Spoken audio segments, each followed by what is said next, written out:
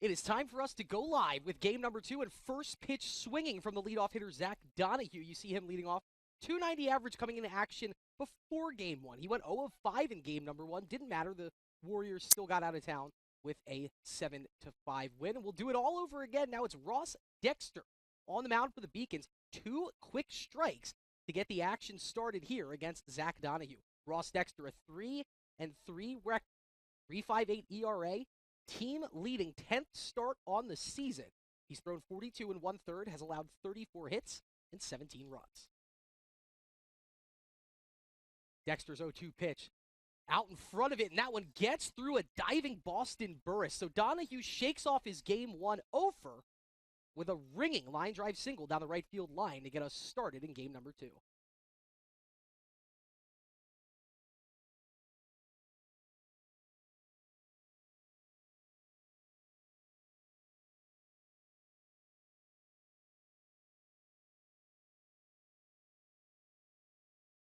Jason Claiborne, he went 1 for 4 in five plate appearances. Walked once and a big base hit.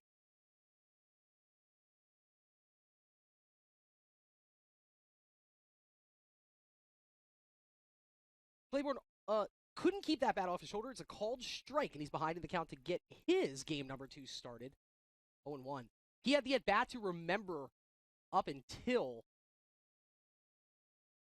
the big Matt Malcolm single, but he had the at-bat to remember, fell behind 0-2, then was able to work the count full to 3-2, saw 12 pitches before finally grounding out back in game number 1. Another pitch over. That's a quick tag, and Burris thought that he had it. Ross Dexter leads the team and is in the tops of the LEC with 7 successful pickoffs on the season. He has a great move. He looks to get runners, and Zach Donahue almost caught too far off first base. Dexter, breaking ball, beautiful movement. It clips the outside corner, and Claiborne behind in the count now 0-2.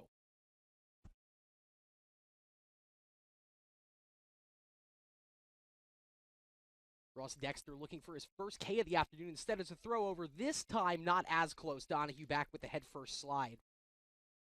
Dexter can put the ball past the opposing hitter. In 10 less innings than Dylan Ryan, he has 11 more strikeouts, coming into action with 59. Can he get his 60th right here? No, that one misses the outside corner in the count, up to 1-2.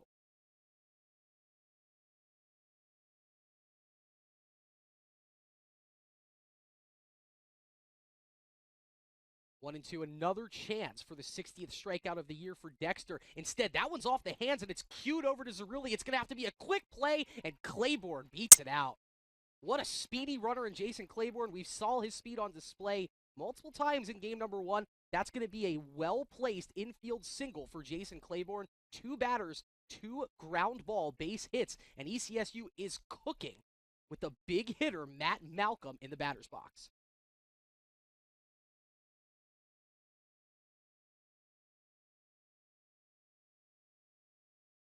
Matt Malcolm, 3 RBI, a 2-run home run, and a ringing base hit.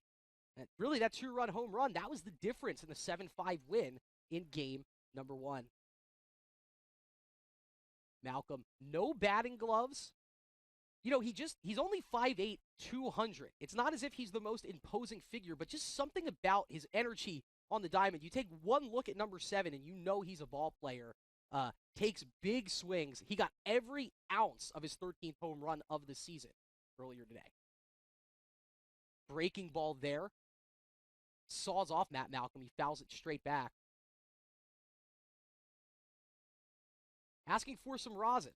So there you go. When you don't use the batting gloves, you always have to keep the rosin at the ready. And so Malcolm, freshly dried hands, comes back into the box with a 1-1 count.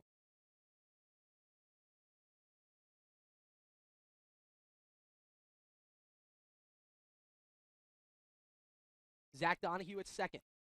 Jason Claiborne at first. That one misses high from Dexter, just a smidge too high. Matt Malcolm, phenomenal eye at the plate. Now he's in a hitter's count, 2-1.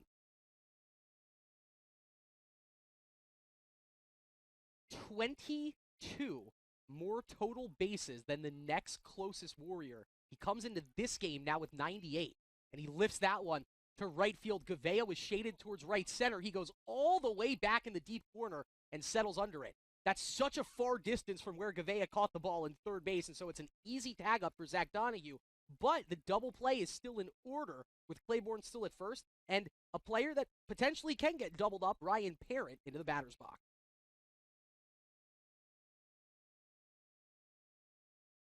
Ryan Parent came into action today, batting .347. Two-hit performance in game number 1. You can see Craig Corliss sending the signs out to the Beacons defense. You need all your ducks in a row in a situation like this. Runners on the corner and 1 out. So if you want to turn the double play ball, it'll keep the game scoreless. That's a speedy runner over there in Zach Donahue. Also have to be careful for the wild pitches if you're Ross Dexter. Well, the fear of a 1-0 lead didn't stop Ross Dexter from throwing over there. Claiborne was back in plenty of time. Finally, the first pitch coming to Parent, and he's first pitch swinging to deep center field. Parker going to settle under it. Will tag up Donahue. Parker's throw is going to be cut off. No play at the plate. And it's an early 1-0 lead here in game number 2 for ECSU, thanks to a easy sac fly to dead center field for Ryan Parent.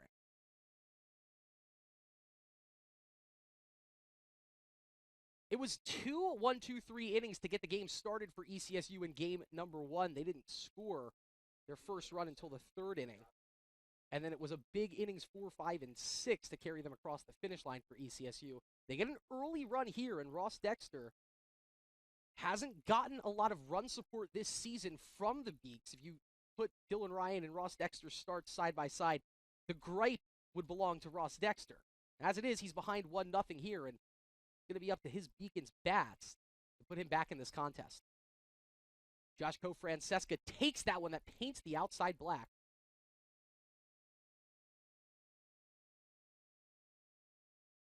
New home plate umpire as this crew rotates around. And wearing a different jacket, more of the suit jacket look, whereas the last home plate umpire, he's at second base right now, was wearing the windbreaker. Marked styles, marked difference in their styles, and in the way that they're calling balls and strikes here. So far, it looks to be a pretty consistent zone across the board. Pretty tight. Dexter misses that. Count is even at 1. Big fastball swung on, and it's just over the head of a leaping Gianni Zerilli Jr. It's going to get cut off by Morrison in the left field gap. They're going to wave the runner Claiborne. It's cut off beautifully. Throw is there. Tag applied, and they got it. Well done, Joey Morrison. Cut off in time from Metzdorf. The runner gunned down at home, and the lead remains 1-0 as we go to the end of the bottom of the first inning.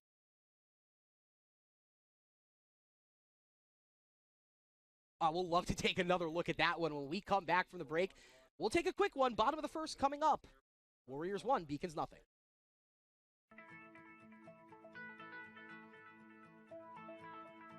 College has given me the flexibility to pursue my passions and my interests, and I've recreated my identity for myself aside from just being an athlete. My greatest personal discovery has been that I am capable of doing things that I didn't know I was capable of doing. To be able to study what I wanted to and continue to play the sport I love, all of those things came together very nicely in one package in Division III.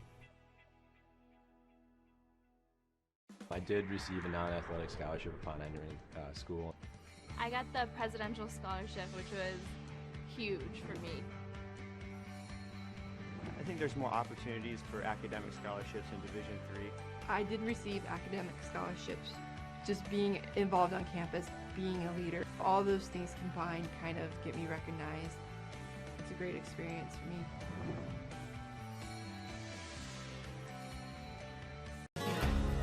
The 5-campus UMass system is the university that educates the workforce of Massachusetts. We recognize that we are truly here for a reason, and that recognition inspires us and drives us every single day.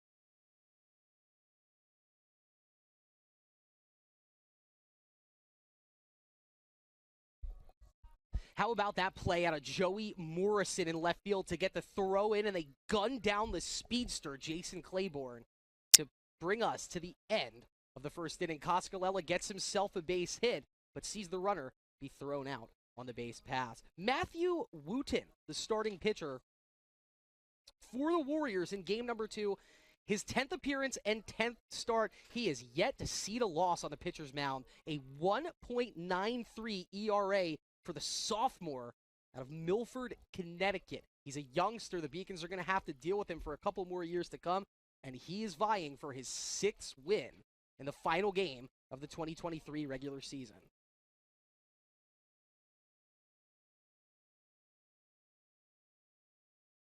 Breon Parker in the right-handed batter's box, and he's going to lead this ball game off again. Good game defensively for Breon in game number 1, but he was 0 for 5 at the dish. Came into action batting .290 before game 1 got started. That one's going to be down in the .280 neighborhood here. Dreams of a .300 freshman season. Probably dashed by this point. 1-0 pitch. Catches the outside black. Nicely placed by Matthew Wooten.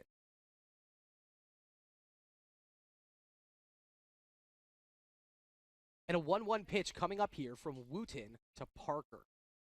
A lot of velocity there as he reaches back and blows it by Parker. And he's now ahead of freshman Breon Parker, 1-2. Breon went to Windsor High School out in Western Mass. That 1-2 pitch from Wooten misses low. Once again, it's Matt Malcolm out there. Not much going to get past him in terms of pass balls or wild pitches. That was easy work as the count evens out at 2 apiece. Good eye there from Parker as that one almost caught the outside black. We have a tighter zone, it seems like, in game number 2 than we were looking at in game number 1, and Parker will take it as the count goes full 3-2. Wooten. Fastball again, and Parker, a big swing, fouled it straight back. He was right there on it. This is a tough pitcher to see the ball out of. It's slightly herky-jerk with the motion. There's a lot of velocity from a small body. But Parker, getting eyes to it at least. 3-2 pitch again. Late swing, but he gets solid barrel to it, and he fouls it back into the netting. Once again, we'll do it all over.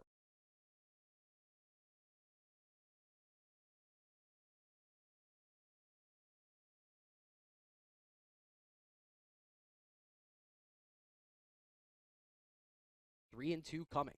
Parker once again fouls it back, and this is having shades of that Jason Claiborne at bat that we saw in game number 1. This is now the 8th pitch coming up for Breon Parker. Parker's average now at 282 on the season after that 0 for 5 performance. Still a 380 on base percentage. Another pitch coming in, ripped up the middle, and Parker gets his day started with a base hit. Wow, it takes a funny hit directly off the front corner of second base, and it scurries over to Plantamuro, pardon me. But Parker counters that 0 for 5 game with a 1 for 1 start, and he's on with a base hit. Boston Burris up next here for the Beaks. The hottest hitter for the Beaks. He went 3 for 5 in game number 1. And he squares to bunt here as a big secondary lead from Parker. That pitch misses. And Burris in front in the count 1-0. Burris can play everywhere, but he's seen his role be etched out, of all places, at first base for the Beacons. Stands just 5'10", weighing 185, but has manned the number 3 spot pretty well there at first base. That one coming in, and it didn't hit Burris. It goes past. It's going to be a wild pitch from Wooten. Parker's going to take second easily. Or I see Burris readjusting. Yeah, it didn't hit him. Can't believe it didn't. Boston getting out of the way. First wild pitch of the evening for Wooten. And now Parker in scoring position with a 2-0 count and no one out. Boston had a 3-hit game in game number 1. His season high for hits in a game is 4, and he did that just 2 weeks ago against Southern Maine. Last season, Boston played in 27 games, starting in 17 for the Beacons. Batting .226. His average right now in 26 games played in 14 starts, a whopping .373. And he takes there and draws another walk, and Matthew Wooten, less than stellar start to his outing, 2 on, no out, and Drew Metzdorf into the batter's box.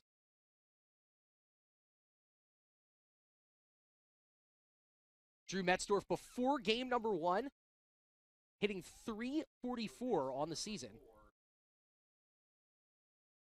The UMass Amherst transfer didn't get a hit in game number 1, but has a man in scoring position in Parker, another runner in Burris at first. Big swing on that first pitch, and he fouls it for strike 1. Drew from nearby Burlington, Mass. He started in all but 1 of his games played last season. This started in all 35 games, now 36 he has appeared in for the Beaks this year. So that throw over to first, how about that? That throw over to first right there, I thought that they were going to call Burris out, which is what I was trying to write down. He was deemed safe, and then the ball got away from Ryan Parent, which allowed Parker to go to third. The pitch was a strike. And then the Matt Malcolm throw down to first, I thought he got Boston Burris. Not quite. It was dropped by Ryan Parent, which allows Breon Parker to move to third. Runners on the corners. Still no out, but now 2 strikes against Drew Metzdorf. The third baseman sees the pitch coming from Wooten, just gets the bat to it, fouls it straight down, and that one was right on the knee of Matt Malcolm.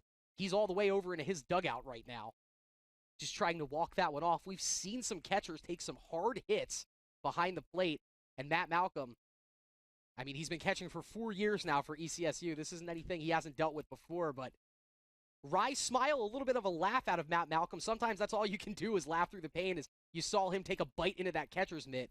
He's feeling that one. Yeah, Drew Metzdorf, he had to sell out just to get a piece of the bat to the ball there.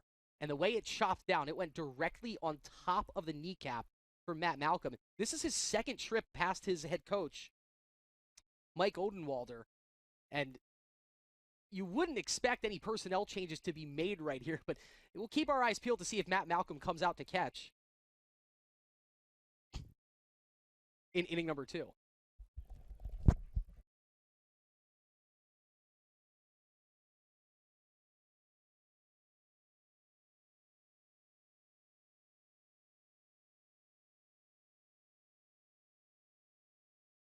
Matt Malcolm is back. He seems okay. 0-2 the count. That one pulled wide. Parker runs. It's a big bounce off the back wall. And first line, and he's safe. Breon Parker wins the race to home. Matt Malcolm, as quick as he could, just couldn't get back in time. And now Matt Malcolm might be injured on the play. Oh, he's just frustrated with himself. He did everything he could as that ball took the perfect hop off of the backstop, but Parker committed, and he wins the race home with a head-first slide. Beacons tie it back up at 1-1. Just 1 hit so far in the inning for the Beaks, and it's a wild pitch that lets Parker score.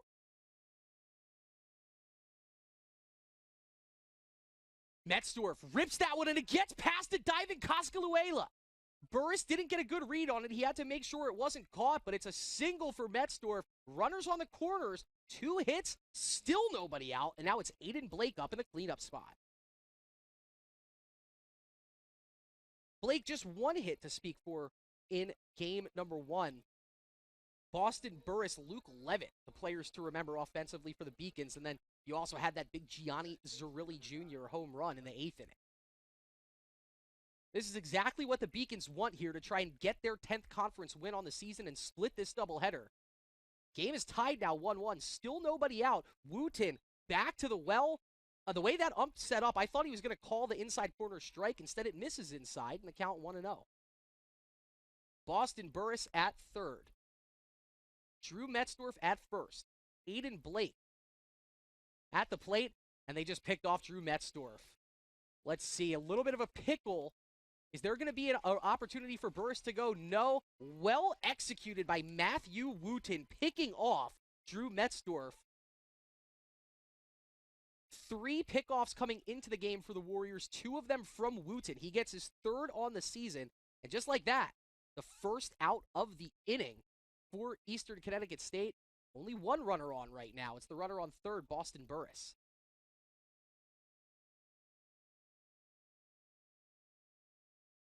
That one misses high, and the count now 2-0.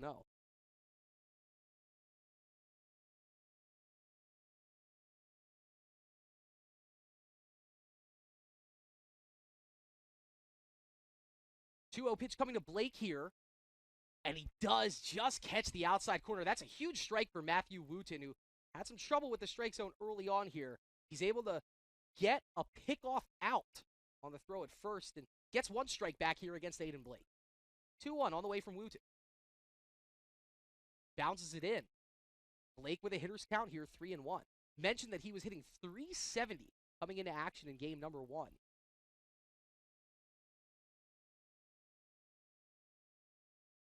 One hit to his name in game 1. All over that one and fouls it straight back into the netting. Big swing from Aiden Blake. But now a full count coming for the senior.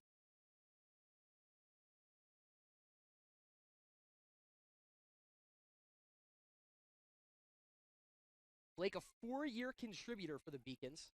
Oh, that one thrown off. It's over the head of Coscaluela, and Burris is going to score. Matthew Wooten was feeling himself there with the pickoff attempts, and that one way too high. Now, granted, you only have a 5'4" third baseman in Coscaluela, but that was airmailed. Burris comes in to score, and the Beacons take a 2-1 lead. Some manufactured runs for the Beacons. That's how you take them however you can get them in conference play. And now a full count to Blake. Fouls off another one. Beacons are making Matthew Wooten work. This is just the 4th batter of the first inning. This is the 25th pitch of the game already coming up here for Matthew Wooten. Beacons leading 2-1. And Blake's going to get another hit to add to the parade. The only out so far was on the base pass with Drew Metzdorf getting picked off. Breon Parker singled. He was able to move to third and then score on a wild pitch. Then you had Boston Burris score on a pickoff error. And now we have Craig Corliss in the batter's box. A big chance to potentially put up a crooked number here in the bottom of the first for the Beacons. Wooten, that pitch inside. It gets past Malcolm. I'm not quite sure if that one's going to be a pass ball or a wild pitch.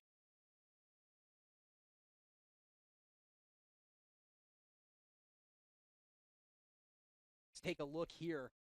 This is the pickoff throw. Goes over the head of Coscaluela to send Burris in. And how about that? So many different ways to take a lead in a ball game. That's how you'll take it in the first inning. Already, ECSU, they weren't planning on sending any bodies to the bullpen. But if you guys are picking that up on the camera right now, yeah, 4 players headed into the bullpen. Maybe we're going to have a long relief look here. Matthew Wooten has not run into trouble like this up to this point on the season. Yet to surrender a loss. All of his appearances have been starts. He's even thrown 2 complete games. Averages 6 innings a start. But right now, in a tough spot with a big hitter, Craig Corliss, ahead of him 1-0. And a runner on second in the form of Aiden Blake.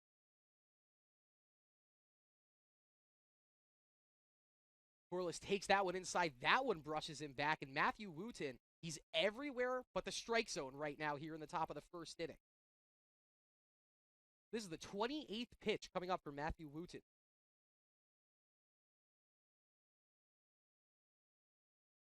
Big swing. They gave Craig the 2-0 green light. He comes up empty. Matthew Wooten happy to see one back in his direction here. Still a hitter's count. And Craig Corliss, still a very dangerous hitter here in the right-handed batter's box. 2-1 pitch. That one breaks late and comes in, catches the outside corner. Pretty looking pitch to get himself back in this at-bat for Matthew Wooten. Count is now 2-2. Setting up on the outside of the plate is Malcolm.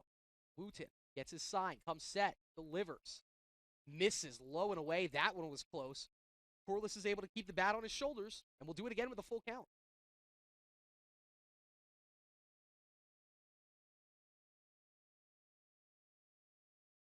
This is Craig's 3rd season out here on the peninsula. 3-2 pitch coming. Lifts that one into shallow center field that is over the head of the shortstop, and it'll drop in, and they're going to wave Aiden Blake as it fumbles between the shortstop and the center fielder. Cutoff is thrown away by Coscaluela, and Corliss, nobody was covering third. He decides to stay at second, but that is going to be an RBI bloop single, I believe, for Craig Corliss. However it goes down, it's a 3-1 lead for the Beaks.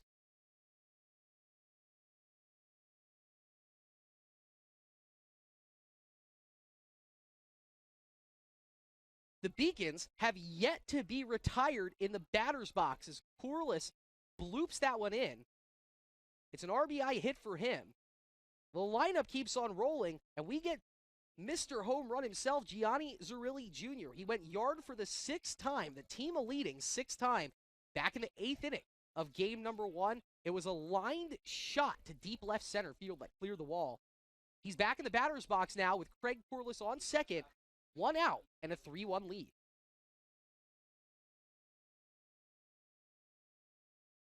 Wooten gets the sign, delivers a late first pitch swing for Zerilli Jr. We've seen that a lot in the Beacons at-bats this afternoon. First pitch swinging. And if Wooten hadn't had so much trouble finding the strike zone here in this inning number 1, potentially even more first pitch swings. Behind in the count is Zerilli 0-1. Wooten comes set. That one was right over the heart of the plate, and I think Zerilli Jr. a hair early on it. Fouls it straight back and is behind in the count 0-2.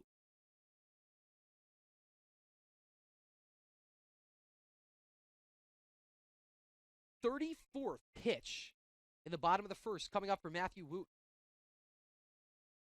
Malcolm setting up on the outer half. Pitch delivered, and that's foul tip. Was it tip?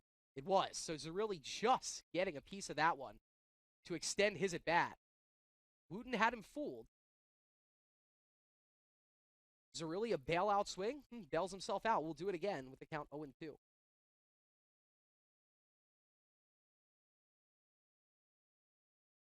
Wooten second on the team with 57 strikeouts on the year, vying for his 58th, and Zerilli able to foul that one off again. These marathon at-bats been having more and more frequently as this day progresses. It's funny to think, basically the sun has been shining since the second we started game number 1. It was awful weather this morning. What a day that it has turned out for us here at Monin Park. And the Beacons trying to add some fun to the hit parade.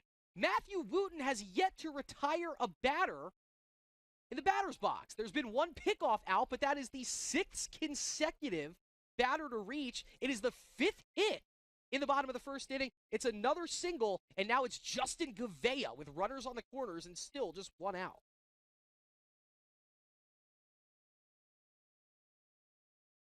Gavea, I mentioned in game number 1, in a bit of a cold streak. Can't really pull any punches with that. But he did have 2 hits in game number 1. Could that be the start of a turn of fortune for the freshman? First pitch coming in from Wooten. That one misses outside. And you can see the same strike zone that Ross Dexter was dealing with. Yeah, Wooten's got it pretty tough here too. This umpire here in game number 2 seems like a pretty consistently smaller strike zone across the board. That one is going to catch the outside corner and brings us back even to 1-1. Gavea standing 6 foot tall, just 165.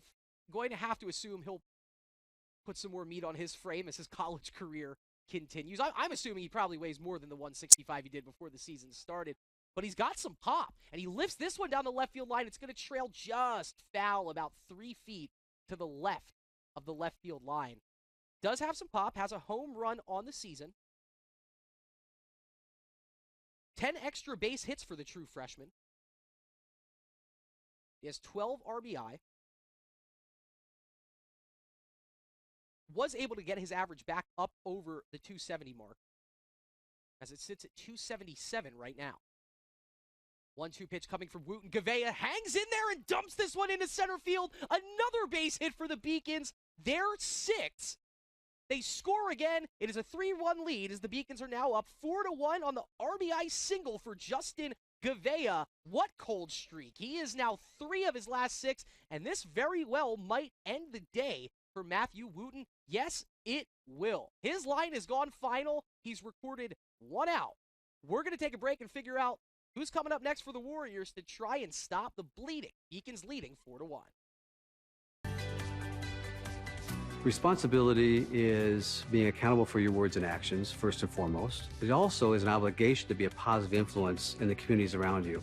Being in a D3 program, you're going to have lots of different opportunities. You're not just an athlete, you're also involved in student life. Your academics are extremely important. We give a lot of our student athletes responsibilities right from the start by giving them leadership opportunities, by having them engage in the community, be a positive influence. That's being a responsible person.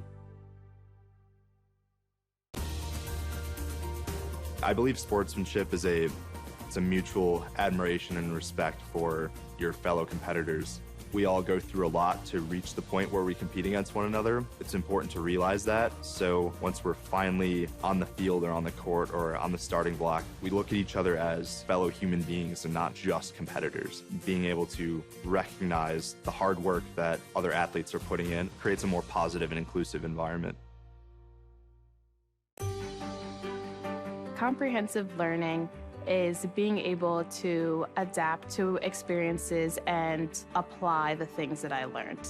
Being an athlete and juggling academics helped me grow as a person, and things that I've learned, I was able to apply it in another field, putting them into everyday life. Developing comprehensive learning helped me prioritize certain things to make sure I get to where I want to be. Paris changed my life, and I got there through UMass. Those very specific seminal moments in Paris, the subway. A man in a tuxedo walked in, and a woman in a long gown. And it was stunning. It all hit me. It was like a lightning bolt. There was this world of beauty and style that I wanted to be a part of. That was the beginning of the journey. And that all came through the University of Massachusetts. That was really a key moment for me. That's one of those moments you never forget. But we'll come back here with a look at the hit that made it 4-1. Justin Gavea staying at home on that pitch, low and away, pulling it right into right center field. Scoring Craig Corliss easily. 4 runs across, and it chases Matthew Wooten after just 1/3 of an inning. He still has a couple of runners he's responsible for, so once his line goes final, we'll bring it to you. But it was an outing to forget for a pitcher who almost made it through the entire regular season without a blemished start. Instead, he gets touched up here and is going to need some massive help from his teammates to get out of this jam with a score just 4-1. This is our first look at Joey Morrison. He didn't see any action in game number 1 as Alexander Valdez coming in for the Warriors here. Valdez wears number 31. He's a junior. You can't miss him. 6'5", 225, native of Miami, Florida, went to Christopher Columbus High School. It's Morrison, the lefty, getting his first at-bat of the doubleheader, and he takes that pitch from Valdez inside 1-0.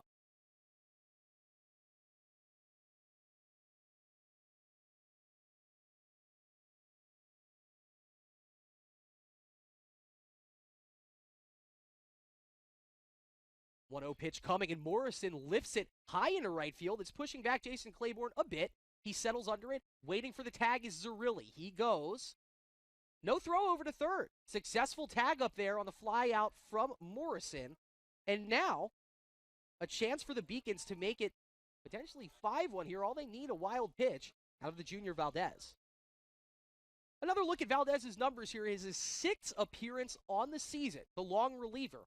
He's pitched 5 1/3 innings, 6.75 ERA. Having some trouble with his command. Has struck out 3 batters, but has walked 5. And now he has Luke Levitt, today's designated hitter. Luke fresh off a 2-hit, 2 RBI performance in game number 1. Valdez plunks him right between the 1 and the 2. Welcome to the game, Luke. Getting plunked right on the first pitch fastball. And that's not a tiny pitcher hitting Luke Levitt. But now Breon Parker, he got this whole thing started by hitting a single. He's up with the bases loaded. Parker was 0 for 5 in game number 1, but that hit to get game number 2 started bumps his average back up to 284. So Parker, a 284 hitter coming into this at bat. Bases loaded full of beacons. It's Zerilli at third, Gavea at second, Luke Levitt at first, and Breon Parker, his second at bat of the contest.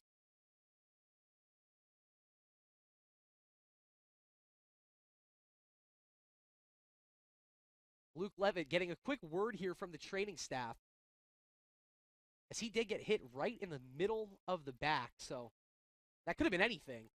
He's going to run the bases.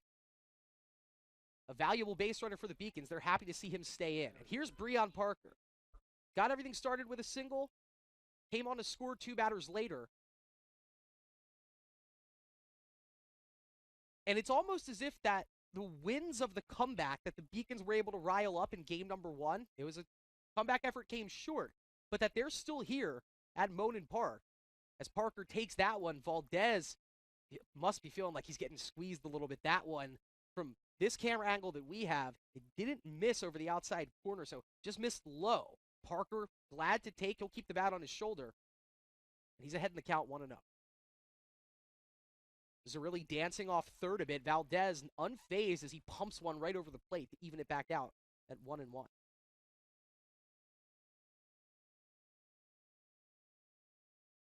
Valdez, albeit dealing with his command issues, batters have a hard time getting hits against him. Opposing hitters just over 200, batting .203 against the tall righty. Parker, a late swing at that one, puts him behind the 8 ball here, down in the count 1-2. It was a 2-strike single that got him on, back in the game's first at bat. Matthew Wooten, the game's starting pitcher, already chased after recording just 1 out. That pitch high. Malcolm gets to it in time. And with gusto, covering it up and keeping it a 4-1 game. You see, it's Gianni Zerilli Jr. at third. Something tells me of amongst all the Beacons, he'd be right at the top of the list to go for it here, try and get this 5th run in the bottom of the first. Valdez comes set, 2-2 pitch, big swing, and he gets Parker. Alexander Valdez comes in and helps put a tourniquet on the bleeding allowed from Matthew Wooten, but it's 4 runs, 6 hits. Unfortunately, 3 runners left on base. We're through 1. It took a while. Beacons up 4-1. Second inning after this on the Beacon Broadcasting Network. Celebrate the soggy shoes and the slow starts. Celebrate the lessons learned along the way.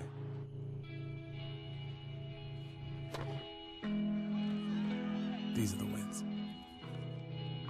Not the shiny nail-biting kind.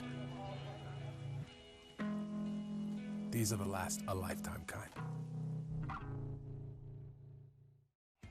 Something I discovered in myself is that if I have a goal, I can accomplish it. It's a well-rounded experience. At a Division III school, you primarily a student athlete, so the school is really shaped around you developing yourself as a complete individual. It helps a lot that you have a family with your team that can guide you.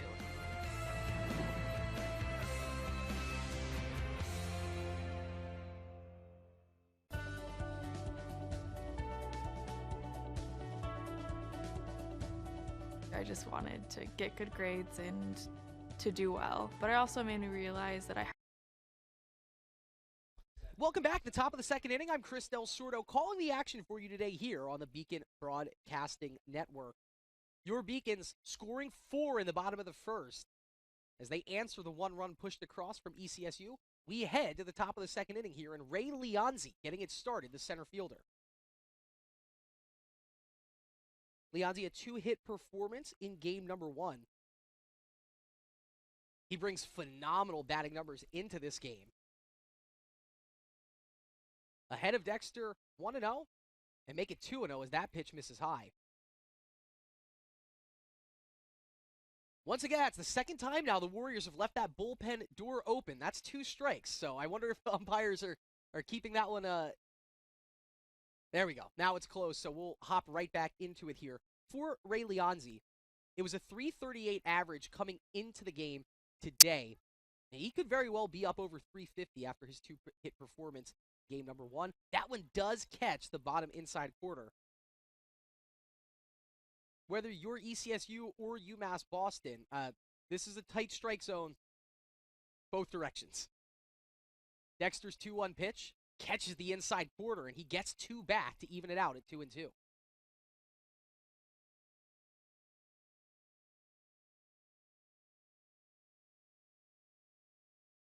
Dexter already with 59 strikeouts on the season, but he can't get one there as that one's looped into play. A base hit for Ray Leonzi, his 3rd hit of the day, his first of this contest.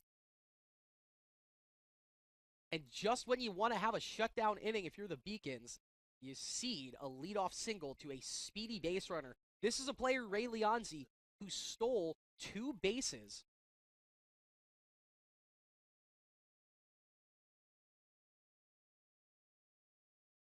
Now Mason Balmer at the plate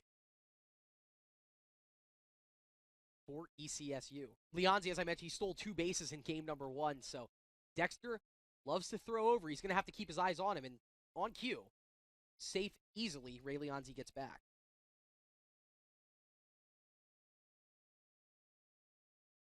Balmer in the batter's box for ECSU. Mason, a junior out of North Haven, Connecticut. Breaking ball. A lot of late movement on that one from Ross Dexter. It clips the inside corner, and it puts Balmer in a tough spot here, down 0-2.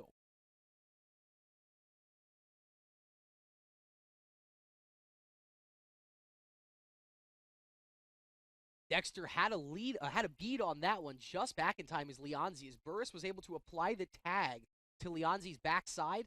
Couldn't quite put it down quick enough. Another 0-2 pitch coming. It was a 2-strike hit for Leonzi in the first at bat. That's a strike out looking. Mason Balmer goes down as Ross Dexter paints the outside black, and he does record his 60th strikeout on the season, getting Mason Balmer swinging. Brent Coscaluela got the hit that ended up giving ECSU the win. With a 5-2 lead, he dumped a 2-run single into right field in front of Justin Gavea. It put ECSU up 7-2. They would go on to win 7-5. He's back in the batter's box here, turning on a first pitch fastball or a first pitch breaking ball from Dexter. It was a looper, but he pulls it foul and he's behind in the count 0-1. Coscaluela, one of the few players that can't brag about an astronomically high batting average in the ECSU starting lineup. He came into play today batting .239. He had a 2-hit performance in game number 1, so now he's up flirting around .250. But we've already seen his glove over there on the hot corner at third base. Dexter pumps in 2 more quick strikes. Has a chance for back-to-back Ks here. Leonzi, not that big of a leadoff first. They throw over, had a play on him there. Burris had to reach out a little bit to get it, to then pull it back for the tag, and I think that's what allowed Leonzi to get back in there safe. But Ross Dexter got 1 pickoff out in the first inning. Make it 2 for 2. The 0-2 pitch coming to Coscaluela, and he just puts the bat on it and fouls it back. Noah Plantamuro catches that one from the on-deck circle. And these 2-strike battle at bats. We've got another one here.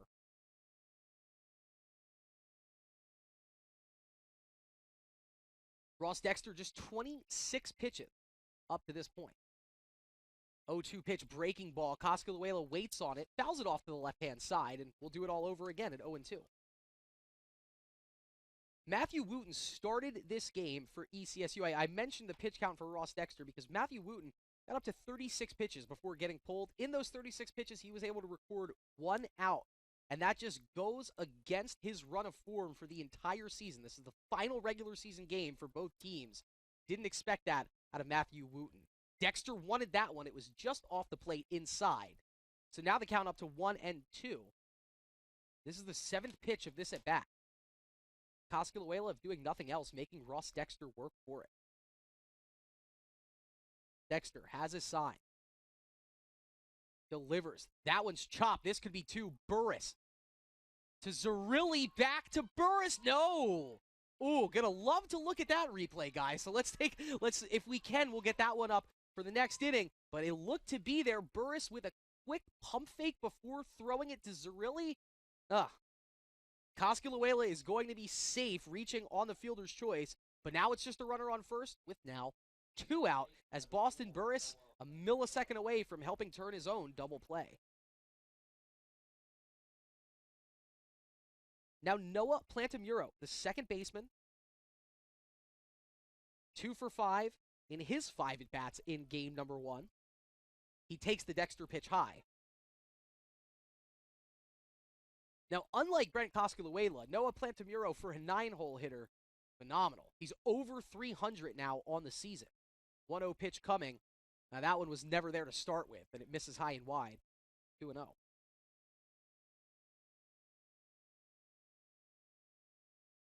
Leonzi led off this inning with a single. Mason Balmer struck out looking. And then Leonzi was thrown out at second after Cosculuela hit what could have been a double play ball. He was able to beat it out and reach for the fielder's choice. If nothing else here, you know Ross Dexter wants to get out of the second inning without letting ECSU get back to their leadoff hitter. I thought that one was going to be called a ball. Instead, it's a strike, so they call the count 2-1 now against Noah Plantamuro.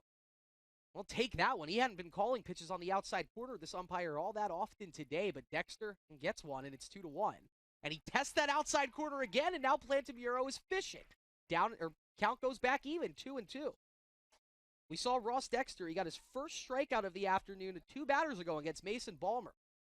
Vying for now his 61st strikeout on the season. The 2-2 pitch. Sign is there. On its way. Plantamuro throws the bat at it. Parker's going to take 2 steps in, 1 more, settle under it, and put the squeeze on it. A nice shutdown inning, 1 hit allowed, but only 4 batters faced, and the Beacons are now leading 4-1. Let's take another look at this almost double play from Boston Burris. You can see Cosculuela. Burris gets it. Zerilli, it was the slightest bobble in the exchange, and they call the runner safe. And the Beacons, though, out of trouble. So we'll head to the bottom of the second inning. Beacons leading 4-1. More after this on the Beacon Broadcasting Network, brought to you on LittleEast.tv. Have a lot of career goals. You're there to get a full college experience, not only participate in your sport, but participate in things outside of that, and it's all about growing as a person. My coaches have helped me with figuring out who I really am. Their lives are dedicated for us to succeed.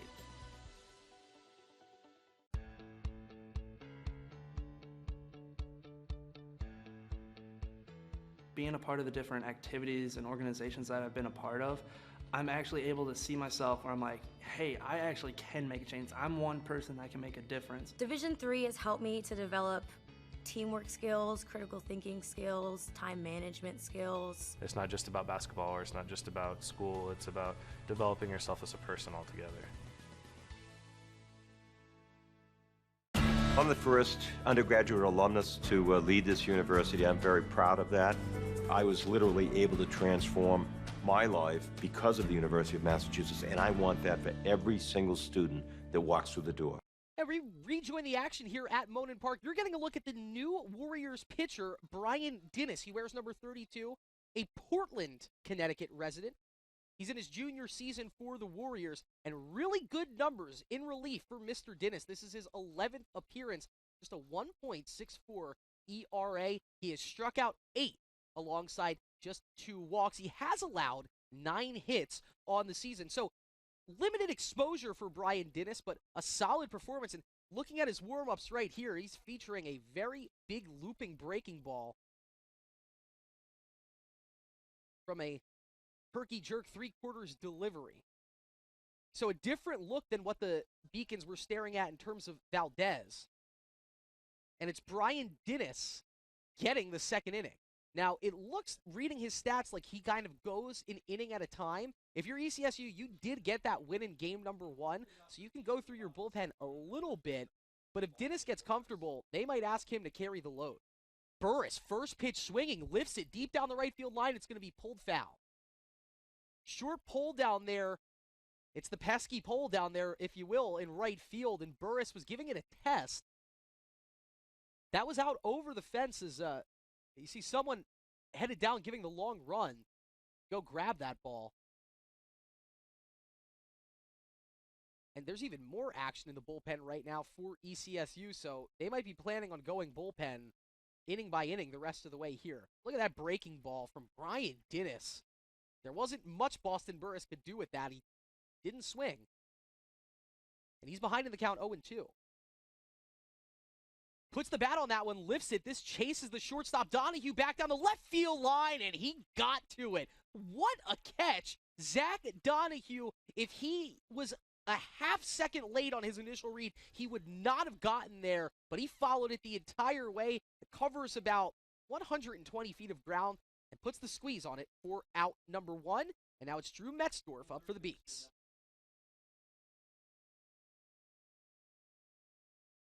Metzdorf was hitless in game number 1, and so he promptly righted that with a single. 6 different Beacons getting base hits in the first inning. Burris walked. In fact, Metzdorf recorded the first out on the base paths. He got picked off first base from Matthew Wooten. That was the one out that Matthew Wooten was able to record. That one, yeah, it was a beautiful frame job by Matt Malcolm. I was going to say off the outside corner. They gave him the outside black. Brian Dennis, if nothing else, looking much more comfortable with finding the strike zone. That one's over the middle of the plate. It's lifted to right field. Coming in, Jason Claiborne still coming in. Loses his hat, dives. It drops down, and this one's going to roll for a while. Metzdorf got a good read on it. He's going to cruise into third. Head first slide. The throw nowhere near in time. It is a triple for Drew Metzdorf. And so, what 0 for 5? He's 2 for 2 to get game 2 started, and he's 90 feet away from making it a 5-1 ball game.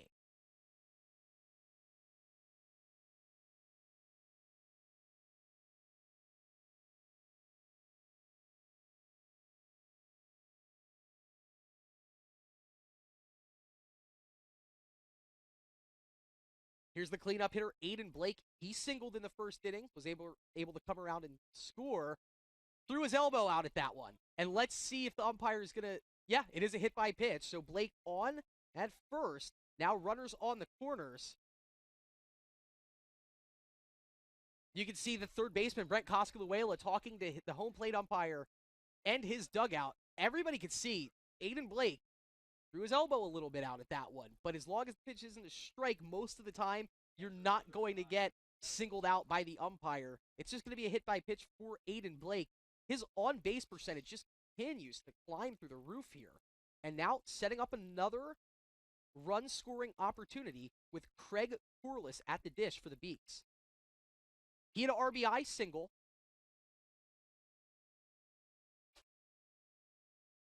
In the bottom of the first inning.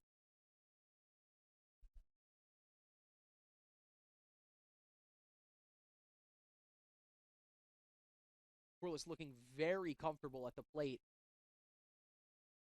especially these past couple of weeks. That's a beautiful breaking ball there from Brian Dennis.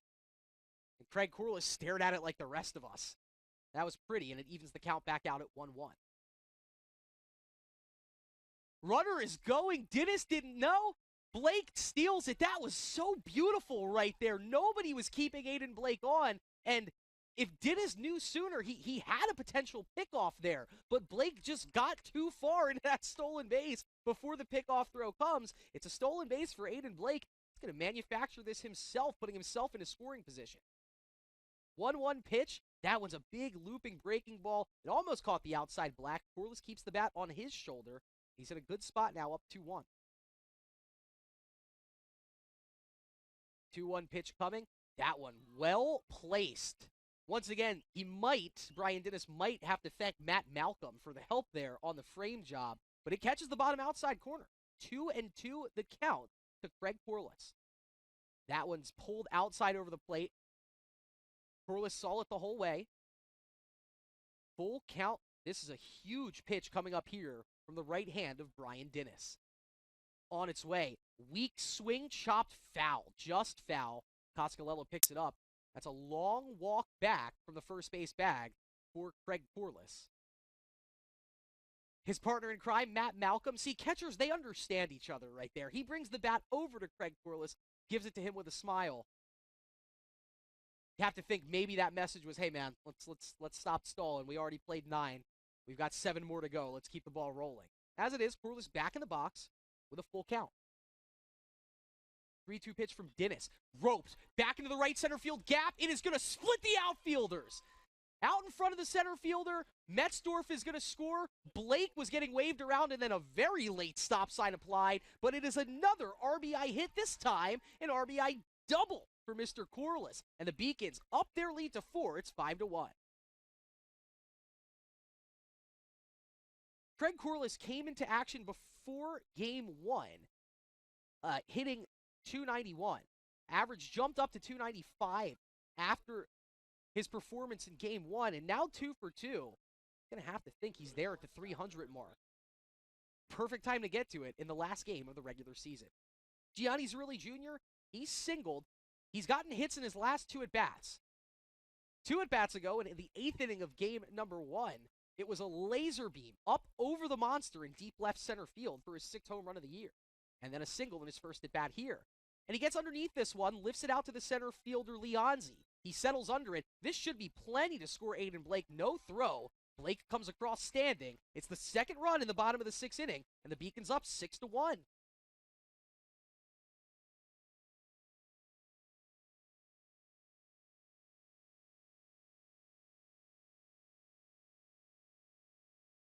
Before Gavea gets up, here's another look at that RBI hit. As it drops right in front of the right fielder, Claiborne. Gavea in the batter's box now for the Beats. First pitch swinging, and he fouls it off.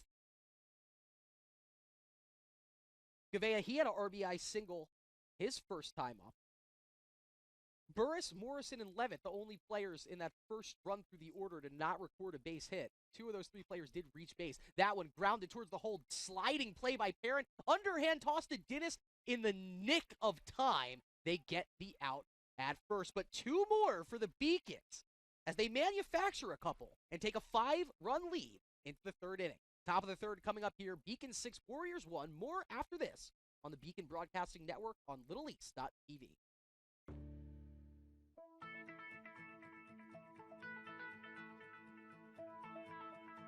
College has given me the flexibility to pursue my passions and my interests, and I've recreated my identity for myself aside from just being an athlete. My greatest personal discovery has been that I am capable of doing things that I didn't know I was capable of doing. To be able to study what I wanted to and continue to play the sport I love, all of those things came together very nicely in one package in Division III.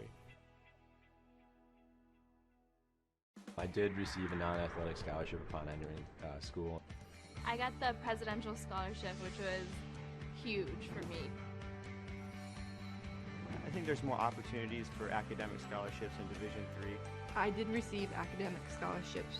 Just being involved on campus, being a leader, all those things combined kind of get me recognized.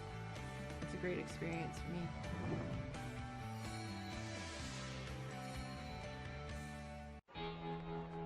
Cheer for the stumbles. The he shoulda had that's. And the tears that linger. For in those moments, greatness lies. There, you will find the provoked, the determined, the unified. It's in those moments that champions are born.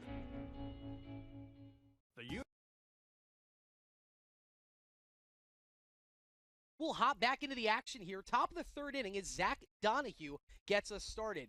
We had a similar story between Donahue and like 4 or 5 Beacons where they went 0 for 5 in game number 1 and then started game number 2 off with a hit. Donahue got a base hit. He was the runner that scored for ECSU. And that gave them a 1-0 lead in the top of the 1st. He's down 0-1 to Ross Dexter to lead off the top of the 3rd.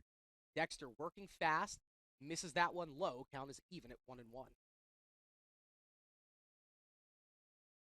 For Ross Dexter, 35 pitches now through 2+. Donahue takes a big swing on that one out off the outer half of the plate and fouls it onto the track at James Cotter Field.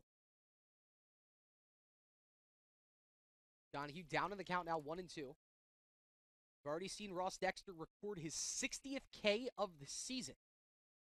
Vying for 61 on the 1-2 pitch right here. That one just tipped by Donahue to keep him alive.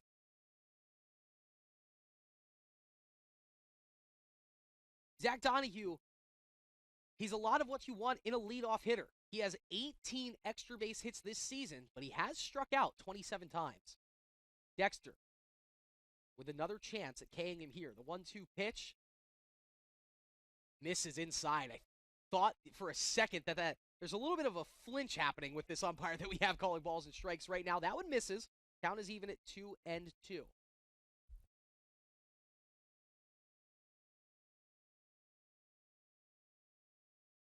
Donahue keeps it on the shoulders. Good discipline right there as that one misses up and away. And this goes from an 0-2 count to a full count. He's walked 12 times on the season. 3-2 pitch coming. Donahue laces it back up the middle, puts it right back where it came from. He was able to stay back on that breaking ball and hit it up the middle for his second base hit of the ball game. He sets the table again with a leadoff single, and remember, he scored after that leadoff single in the top of the first. It's Jason Claiborne who also singled back into the batter's box here with no out.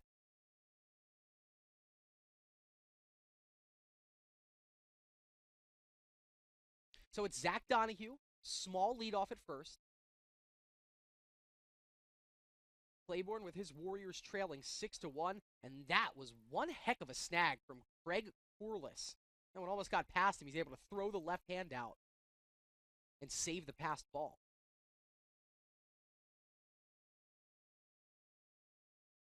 Dexter, it took him 7 pitches to get out of that Donahue at bat, and now 2 balls to start off this Claiborne at bat. It was a really nice bounce-back shutdown inning for Ross Dexter in the second. He allowed 1 run and 2 hits in the top of the first and was able to retire the Warriors rather easily at 4 hitters in the top of the second. That one does catch a lot of the plate for the first strike of the at-bat for Jason Claiborne.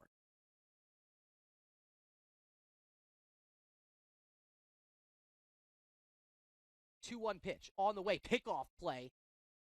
Back in plenty of time. And that's going to be a balk against Ross Dexter. Second base umpire had it the whole way.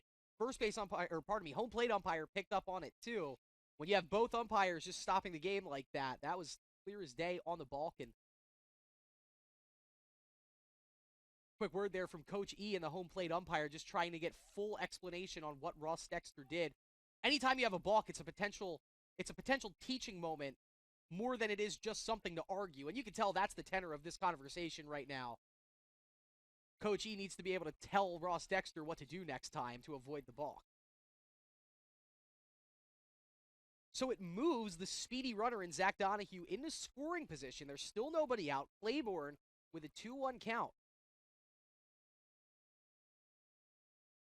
Breaking ball into the gap. Nobody was there. And let's see, they're going to hold Donahue. Big throw out of the right fielder, Gavea. It's cut off by Boston Burris.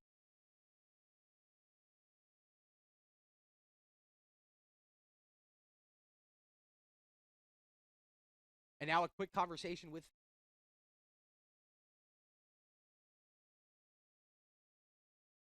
the home plate umpire, Craig Corliss, and Ross Dexter.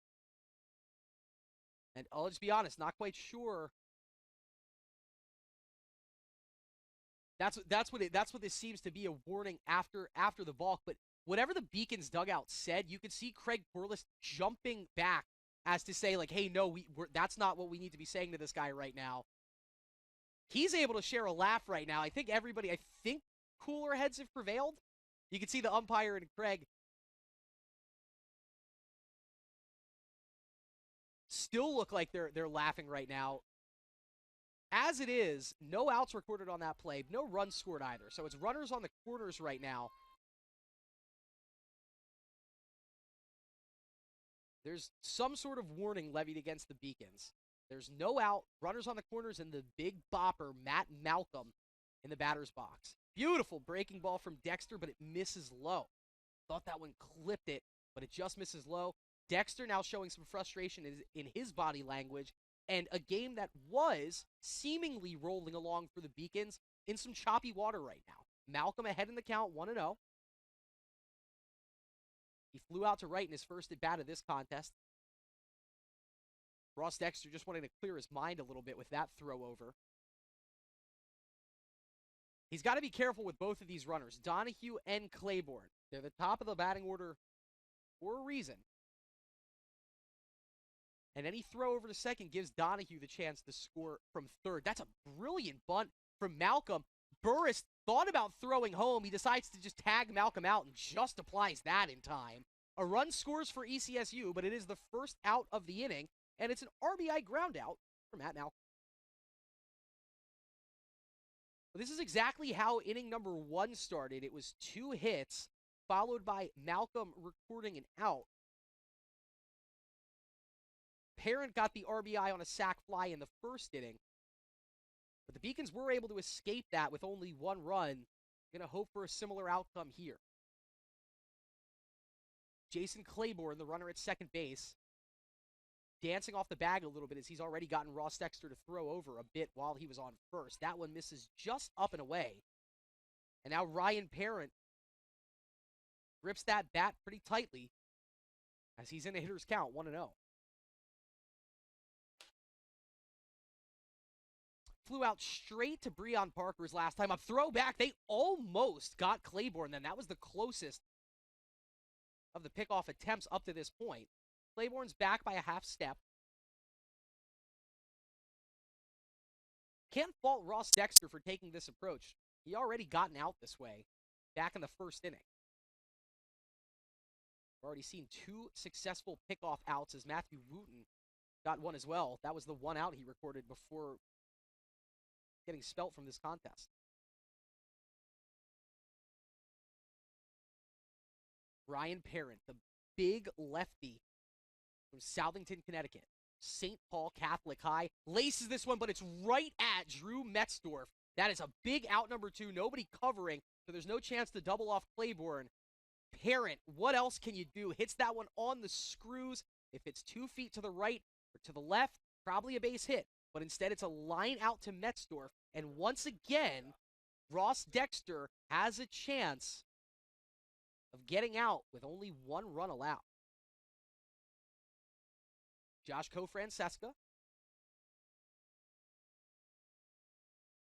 He singled his first time up.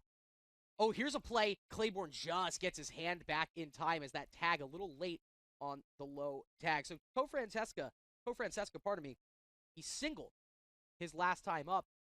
A runner trying to score on the base hit was thrown out at home. So he advanced, but the inning came to an end on the play at the plate. First pitch to Kofrancesca, breaking ball. That one misses low, and he's ahead in the count now, 1-0. It took Ross Dexter just 33 pitches to get through the first 2 innings. This is going to be his 19th pitch of the 3rd inning coming up here. 1-0 the count. That one up and in. And Kofrancesca in a nice spot, up 2-0, with a runner in scoring position. ECSU's 1 run in the first was countered by 4 Beacons runs. Then the Beacons hang 2 in the bottom of the second. ECSU just looking to pull a little more momentum back. The 2-0 pitch from Dexter. That one does catch the outside corner. Kofrancesca, he looked to be bailing a little bit, maybe trying to set up for an inside pitch. Instead, he just stares at that one off the outside corner. Dexter gets one back.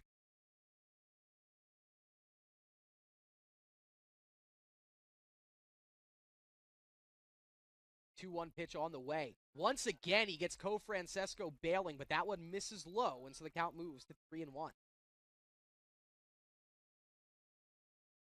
Kofrancesca and Ryan Parent, both from Southington, both 2020 graduates of St. Paul Catholic. I'm going to go ahead and try and find some box scores out of those 2 senior season. I can only imagine the offensive display having Ryan Parent and Josh Kofrancesca back-to-back in the lineup would have brought. An easy decision when you live that close to a national power at the D3 level like ECSU. No need to go far from home. For a national championship team, You see some players from the South. There are 3 players from Florida on this ECSU roster, 1 from Georgia, 1 from Texas, but most of the players from the Nutmeg State, from the state of Connecticut. This one off the end of the bat, Parker coming in, and he gets a good enough read on it to catch up to it and put it away. Another tight dance, but only 1 run allowed for Ross Dexter, and the Beacons up 4, heading to the bottom of the 3rd. A quick break right here. Bottom of the 3rd coming up. Beacon 6, Warriors 2. More after this on the Beacon Broadcasting Network. University of Massachusetts Boston, with its scenic oceanfront campus, easily accessible to downtown Boston, is recognized as a model of excellence for urban public universities. 16 NCAA Division III sports are part of the more than 100 student organizations that create an engaging campus life in America's biggest and best college town. UMass Boston, Boston's urban public research university for the 21st century. Division III allows you to give yourself to other things. Having that free time allows me to pursue the things that I want to pursue. Division III athletics affords students the opportunity to, engage in the other interests in their campus and in their lives outside of that sport. It allows you to just be able to do everything you want to do. I wouldn't change it for the world.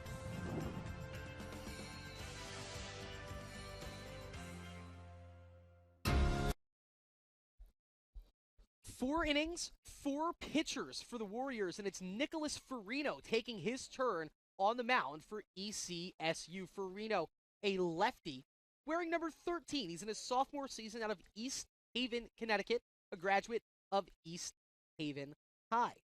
Tall, lanky lefty. He's 6'2", 185. You can see some movement even out of his warm-up pitches right here. 2 Farino brothers on this Warriors team. Nicholas and his twin brother, and his brother, Nathan. Nicholas coming into action with a 5.87 ERA. This is his 10th appearance on the season. He has pitched 8 innings of work.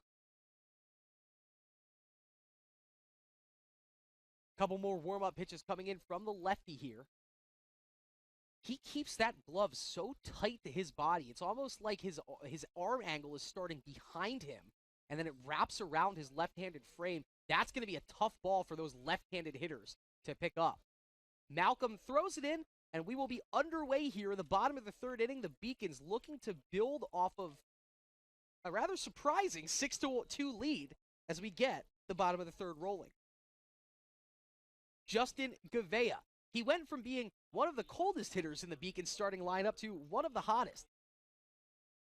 He got an RBI single his first time up.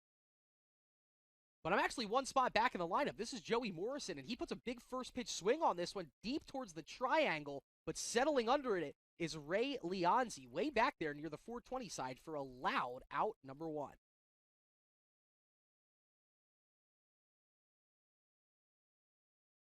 Luke Levitt, another at-bat for him. He was 2 for 5 in his 5 ABs in game number 1, and he was the first batter to face Alexander Valdez, and he promptly on the first pitch got plunked right in between the 1 and the 2, which only helps the on-base percentage.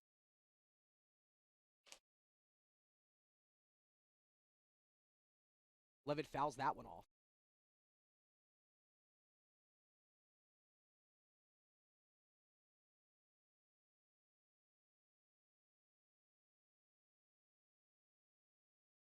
All right, count is 1-1. Luke Levitt with the pitch coming from the lefty Farino, and that one catches the inside corner.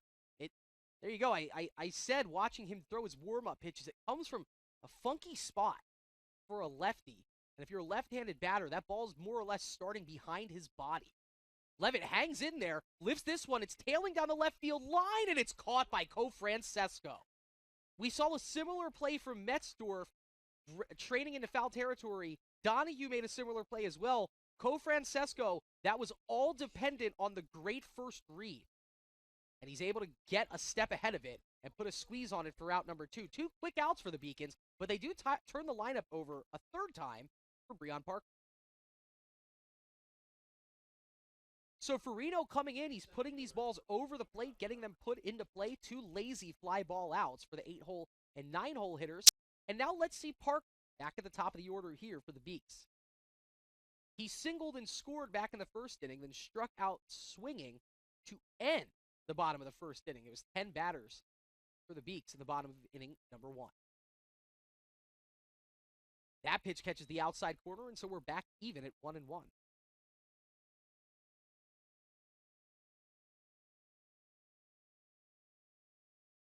1-1 pitch coming to Breon. Grounds that one. That's going to be a tough play for the shortstop, Donahue, and it's off the tip of his glove. Parker won't test the waters there on that throw to second, but that's another hit for Breon Parker, his second of the afternoon. And if nothing else, just some more pitches that Nicholas Farino is going to have to throw to get out of this one. And a dangerous hitter, a switch hitter, Boston Burris.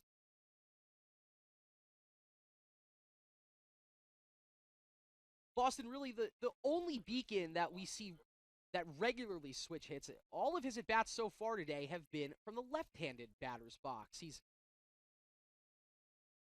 coming off a 3-for-4 game 1. He has walked and popped out in his first 2 at-bats of game number 2. Nicholas Farino peppering the strike zone here in the early going. He's ahead of Boston Burris in the count, 0-2. The super speedy Breon Parker on first. Parker 9 for 11 on stolen base attempts on the season. Doesn't go there. That one misses high, and we're even again at 1-1.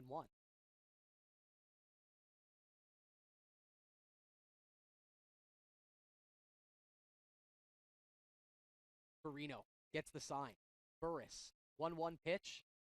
Misses low and away. It's 2-1.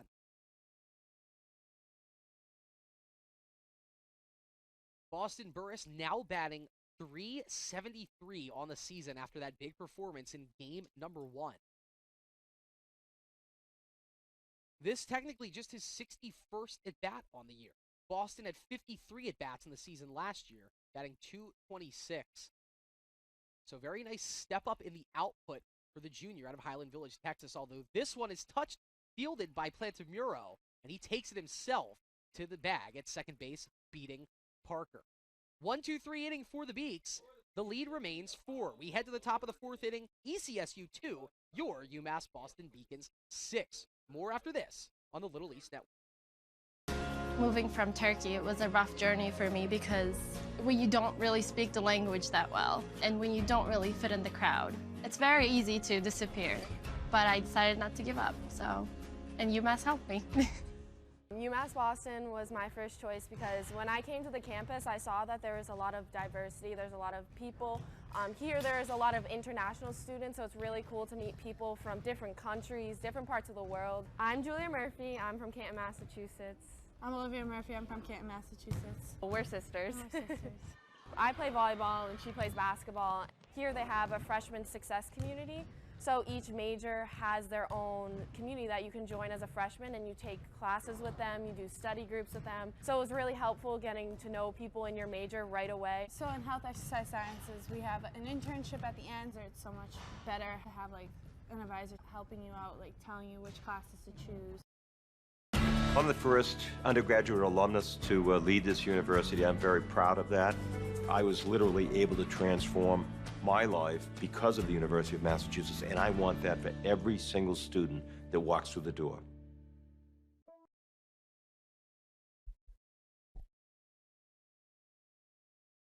Ray Leonzi going to lead off the top of the 4th inning. Beacons leading it here in game number 2 by a score of 6-2. Ross Dexter settling in for his 4th inning of work. Starts Leonzi off with a fastball that misses low. Count 1-0. Dexter, 54 pitches to get him through the game's first 3 innings.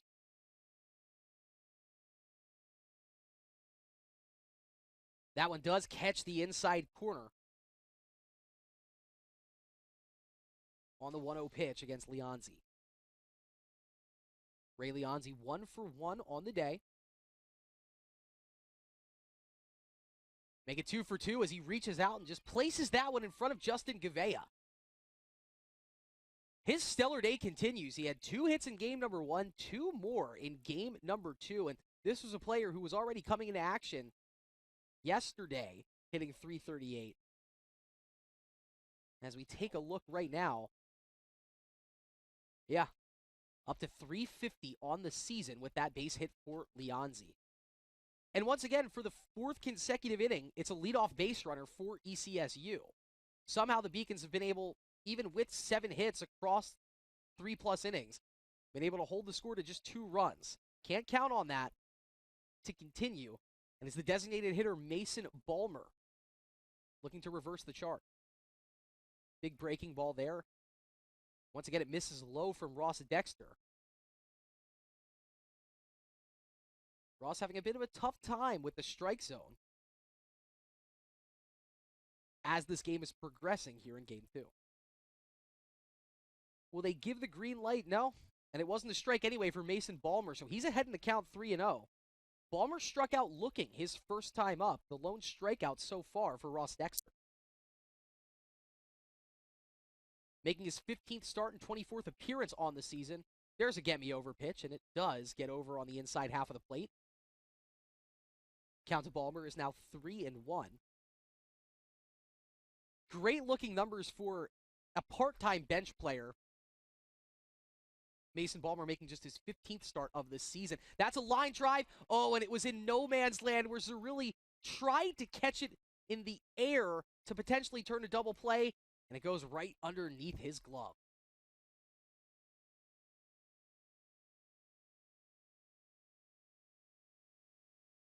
We'll wait on the decision there, but as it is, man on for Mason Balmer.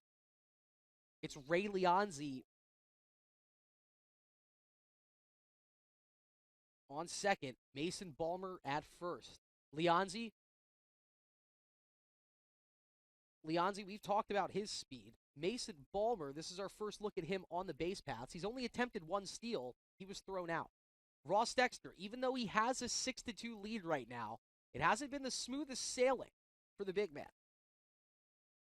3 innings pitched. He's allowed 8 hits. Somehow has kept it to 2 runs, both of them earned. He hasn't walked anybody, but he has only struck out 1. It's Casca Luela in the on-deck circle. The diminutive left-handed hitter, but he can still put that to ball. And he has runners on first and second with nobody out.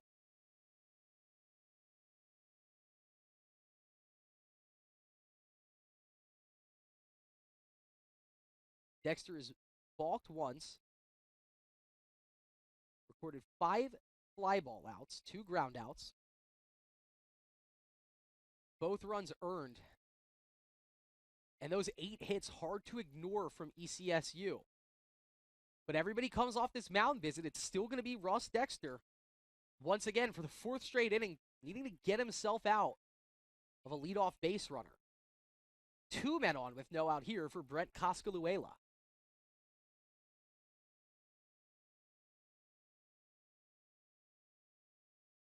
Dexter looks to second.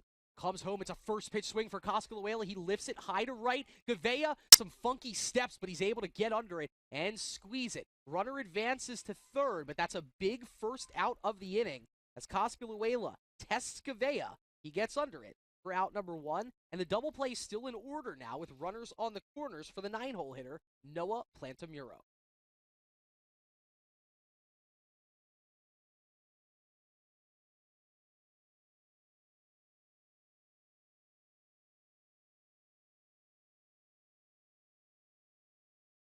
Plantamuro.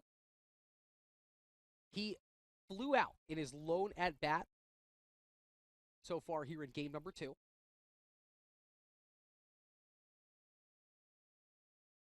Noah from Bristol, Connecticut. Went to Bristol High. He'll offer at the first pitch bunt. And first, you got to cover it up. And so that will be strike number 1 against Noah Plantamuro. Mentioned that he's from Bristol, went to Bristol High.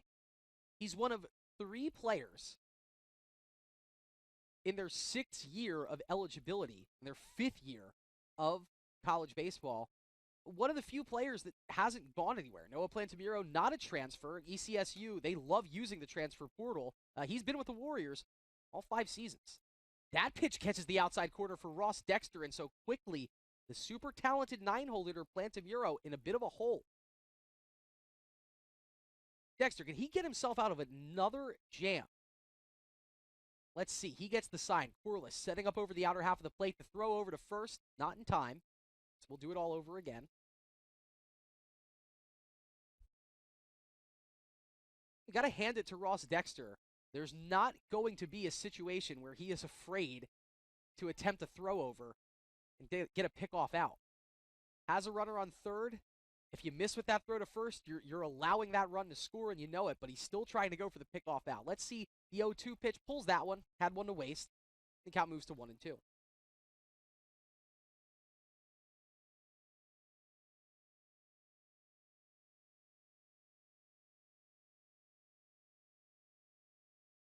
Dexter wants to get back at it quickly here. Corliss gives him the sign he wants. 1-2 pitch coming for Dexter. Look at that breaking ball. Plantamuro certainly was looking at it, down, staring. And it's the second strikeout of the afternoon for Ross Dexter. Both of them, K's looking. They'll turn the lineup back over, but Mr. Dexter, for the fourth time today, is 1 out away from getting out of a wild jam. He's put himself in one all 4 innings to get this game started. And it's Zach Donahue, who is 2 for 2 against Ross Dexter this afternoon. Dexter, just a sophomore. You can really see him figuring it out pitch by pitch on the mound. In the middle of a phenomenal season right now in this his sophomore year. And if the early jams are a product of his youth and his inexperience, one thing you can't question is the mental fortitude and mental toughness that he's gaining in an outing like this. 1-0 pitch to Donahue. That one paints the outside black and will even it back out at 1-1.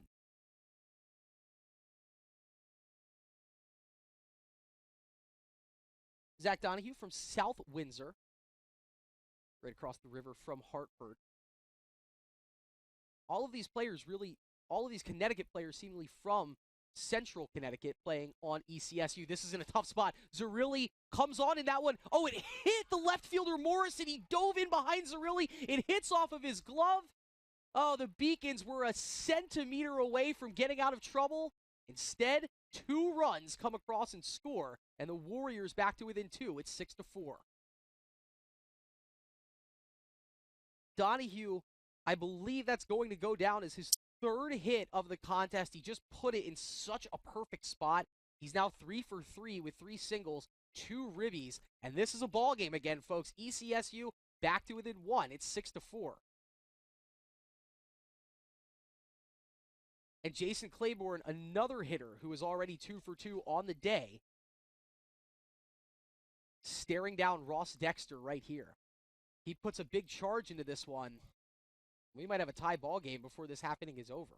Dexter needing to come back to this one and getting out right here. First pitch, it's over the middle of the plate. It's down the right field line for a fair ball. Claiborne can run forever. It takes a fortuitous hop here. Gavea is going to be right on it. It's a 6-5 ball game. But even that quick throw, Jason Claiborne, an easy triple. ECSU back to within 1. And Ross Dexter, this shows you how baseball truly is a game of inches.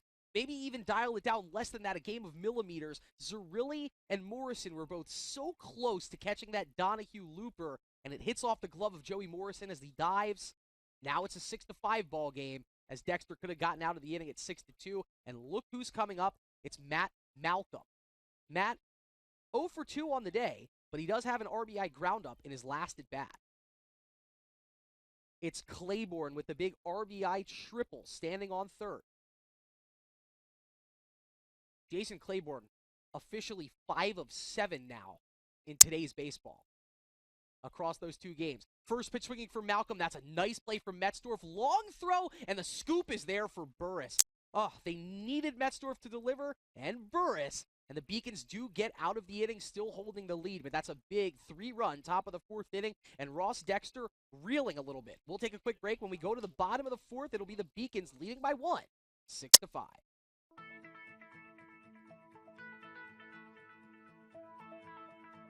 College has given me the flexibility to pursue my passions and my interests, and I've recreated my identity for myself aside from just being an athlete. My greatest personal discovery has been that I am capable of doing things that I didn't know I was capable of doing. To be able to study what I wanted to and continue to play the sport I love, all of those things came together very nicely in one package in Division III.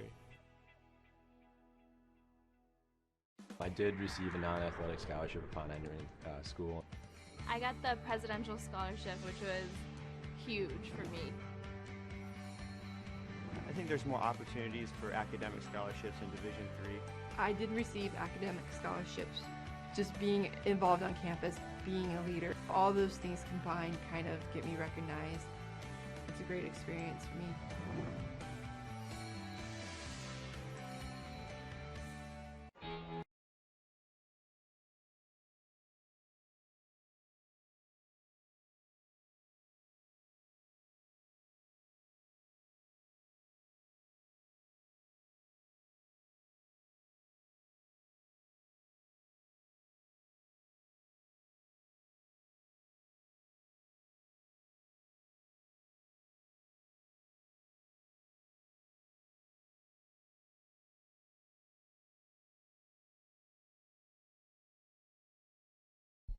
We'll lead off the bottom of the fourth inning with Drew Metzdorf. Mr. Metzdorf, 2 for 2 on the day.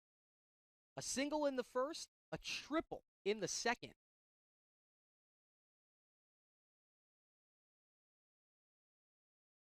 Home plate umpire was checking with Matt Malcolm on something there, but he's ready to go. Nick Farino is very ready to go, and he pumps one over the plate to get us started in the bottom of the fourth inning.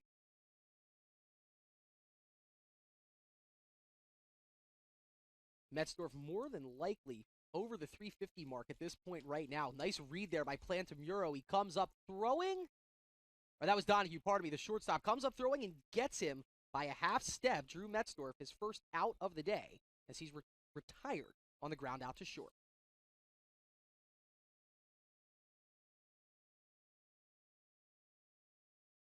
Aiden Blake up next for the Beaks. Cleanup hitter today. He singled in the first. Threw his elbow out at a pitch in the second inning. That actually helped load the bases for the Beaks in inning number 2. And this pitch from Nicholas Farino right over the outside corner. Taking a look at Farino's numbers, it wasn't anything too impressive coming into action today, but this one's put into play. Sliding stop from Coscaluela, throws across the diamond and gets Aiden Blake. Yeah, they weren't kidding about Brent Coscaluela. He can field it all. 5'4" frame, doesn't matter. That was a beautiful looking play from the third baseman, and 2 quick outs here in the bottom of the fourth inning. But it didn't look like, of Nick Farino's numbers, that he was the most accurate pitcher by any stretch, really, on the Warriors staff. And of the 16 pitches that he's thrown so far, 14 of them have been for strikes. And he gets another one there, so he's 15 for 17. He paints the outside corner, and he's ahead of Craig Corliss now, 0-1. Craig, much like Drew Metzdorf, 2 hits to start off the contest, both RBIs. It's an RBI single for Craig in the first, and an RBI double for Craig in the second. But he's quickly behind Nicholas Farino now, 0-2. You have to think, if you ask head coach Mike Oldenwalder, what pitcher would come in, considering you guys fell behind 6-1, and shut everything down to get you back in the contest? I doubt, looking at this lineup of players, that Nicholas Farino would have been the first guest. But number 13 rolling right along. That one's fouled off. There's 3 more strikes in this at bat. So that's 17 strikes to 2 balls at this point. 20th pitch of his outing is fouled off by Craig Corliss towards the Warriors dugout. And we'll do it again.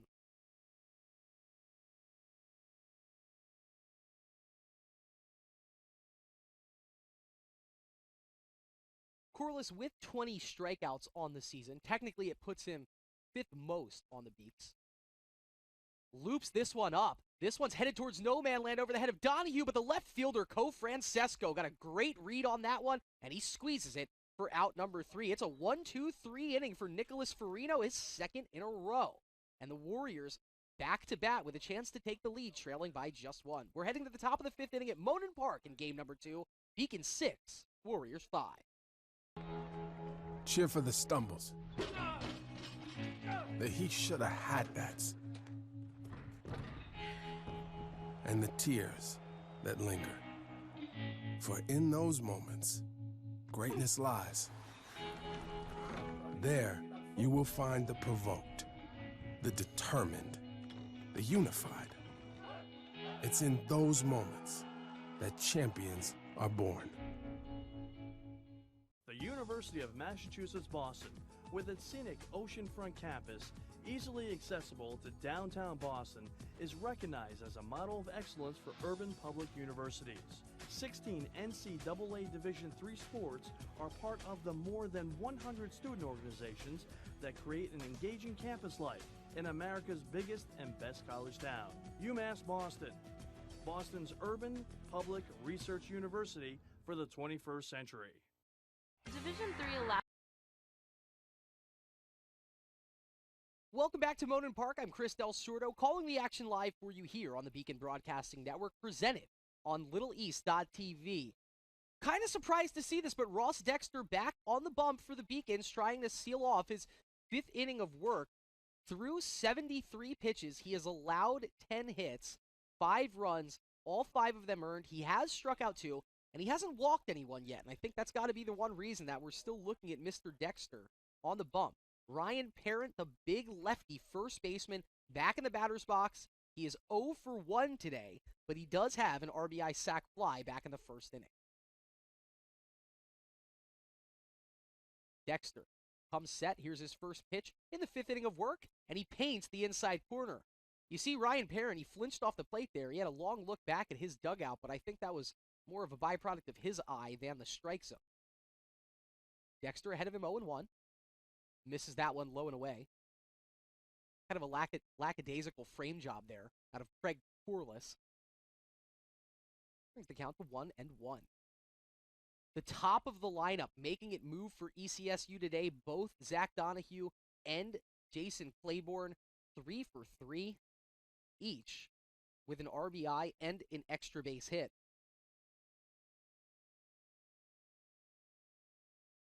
Parent with an RBI, Cofrancesco with an RBI, and ECSU showed a great job at battling back after falling behind in this game 6-1. Late swing, but it's going to go over the netting and out of play. Parent keeps his at-bat going for one more pitch.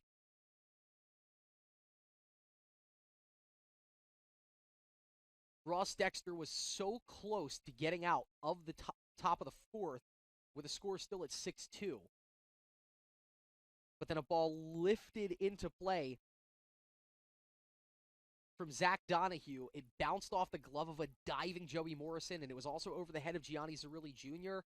That allowed 2 runs to score. They added another one after a Claiborne RBI triple to make it 6-5. 2-2 pitch coming for Parent. Huge swing on that one. I think he fouled that ball over the tennis courts behind us. And the count stays at 2-2.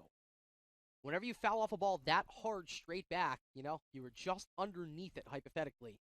So Parent swinging confidently against Dexter. Dexter comes set, 2-2 pitch. That was a breaking ball. Ryan Parent, I tell you what, there's something about him hitting with 2 strikes. He's fine at taking a first pitch strike. All of a sudden, you get him down to 2 strikes in the count, and the man just knows how to defend himself at the plate, foul off the balls he doesn't want to take a swing at. He's a patient player. Proving tough here for Ross Dexter as we start off this 5th inning. Another 2-2 pitch. Another fouled off. And listen to the dugout here for ECSU. They are really getting into it. You have a strong Warrior fan contingent that made the drive over from Willimantic. They're starting to get into it now. It's always fun when one of your batters is hanging in there with 2 strikes. If you're Ross Dexter, this is the last thing you want to see, is he's already now over 80 pitches on the outing. Parent, big swing, pops this one up. This is headed towards no man land. Parker, but no, he's going to be called off by Morrison. And this time, Joey Morrison, the easy squeeze for out number 1.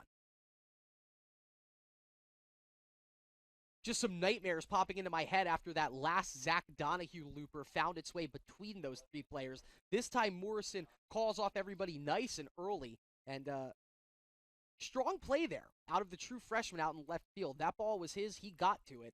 And he put the squeeze on it to retire Ryan Parent. Cofrancesco up for his third at bat here in game number 2. He went 0 for 5 in game number 1, and then promptly turned his fortunes around with a single to get his game started in inning number 1. Flew out in the third, and here's the 0-1 pitch. That one misses inside. It looked like the umpire was setting up to call that one a strike. A lot of movement, but it's too late. And this is the 85th pitch of the evening coming up here for Ross Dexter. A 1-1 count to Cofrancesco.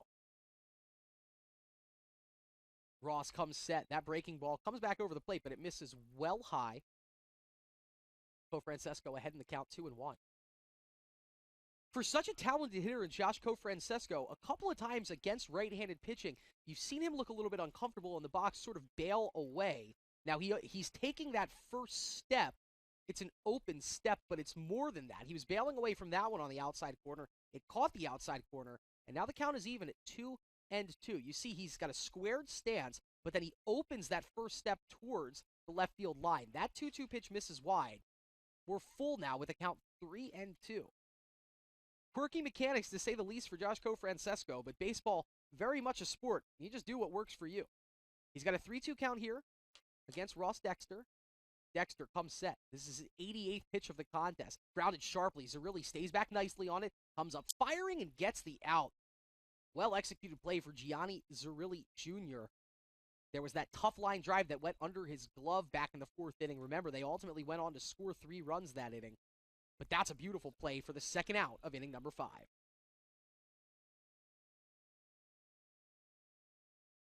Ray Leonzi, much like Jason Claiborne, is proving difficult to retire. He went 2 for 4 in his game number 1. He's 2 for 2 now in game number 2. And the matchup might be the reason that we have a new pitcher coming in. So Ross Dexter's day is done after 4 2/3 inning. And this looks like our first read. It's Tim Cianciolo coming in for the Beaks. We're going to take a quick break. We'll be back with Timmy C on the mound, trying to get the last out here in the top of the 5th inning. More after this on the Beacon Broadcasting Network, presented on LittleEast.tv. Allows you to give yourself to other things. Having that free time allows me to pursue the things that I want to pursue. Division III athletics affords students the opportunity to, engage in the other interests in their campus and in their lives outside of that sport. It allows you to just be able to do everything you want to do. I wouldn't change it for the world.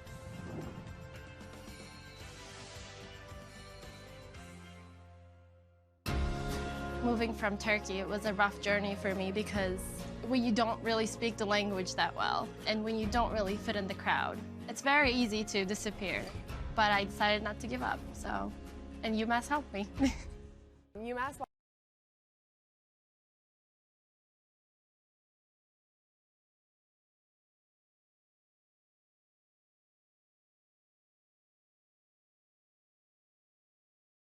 And there you hear it over the public address speaker, Tim Cianciolo. He is in for his 12th appearance of the season for the Beaks, bringing a 2-3 record to the mound.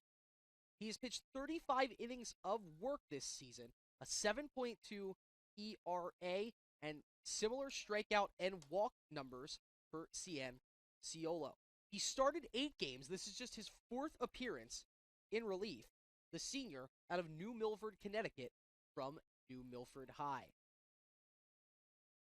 He'll be lined up across from another Connecticut native in the batter's box, Ray Leonzi, who is a hyper-talented sophomore in his first season with ECSU.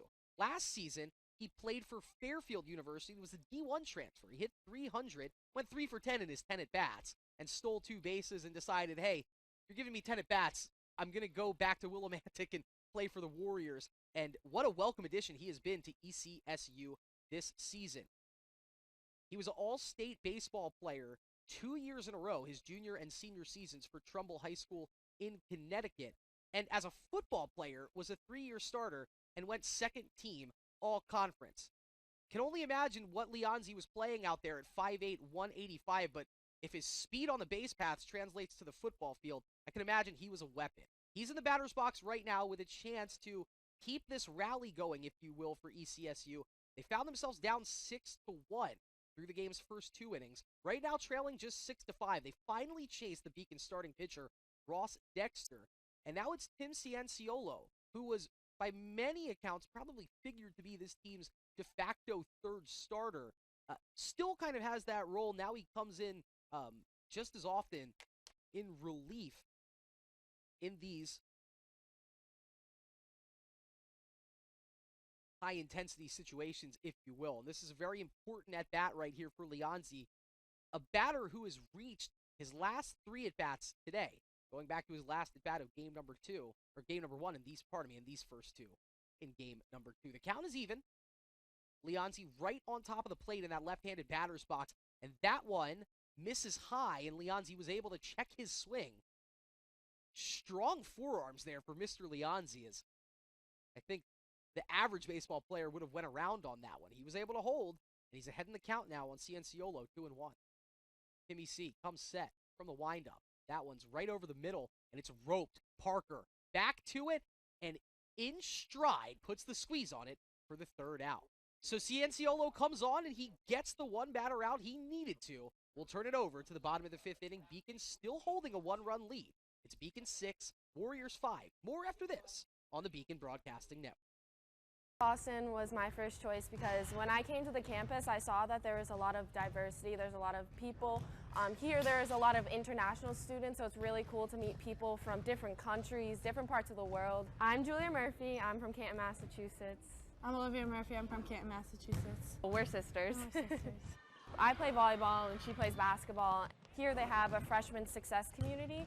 So each major has their own community that you can join as a freshman, and you take classes with them, you do study groups with them. So it was really helpful getting to know people in your major right away. So in health exercise sciences, we have an internship at the end, so it's so much better to have like an advisor helping you out, like telling you which classes to choose.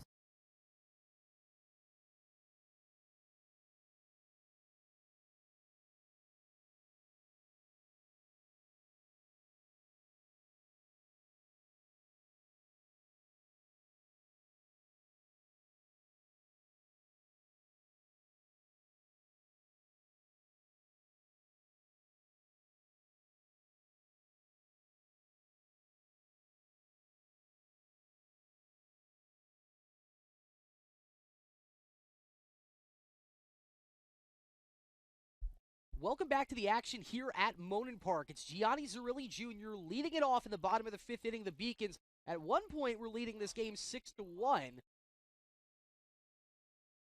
4 unanswered runs for the Warriors across the last 3 innings have them back to within 1. First pitch swinging for Zerilli, and he hits this one high in the air. That one went higher than the parking garage. Claiborne settles under it, and that's an easy out number 1 here in the bottom of the 5th inning.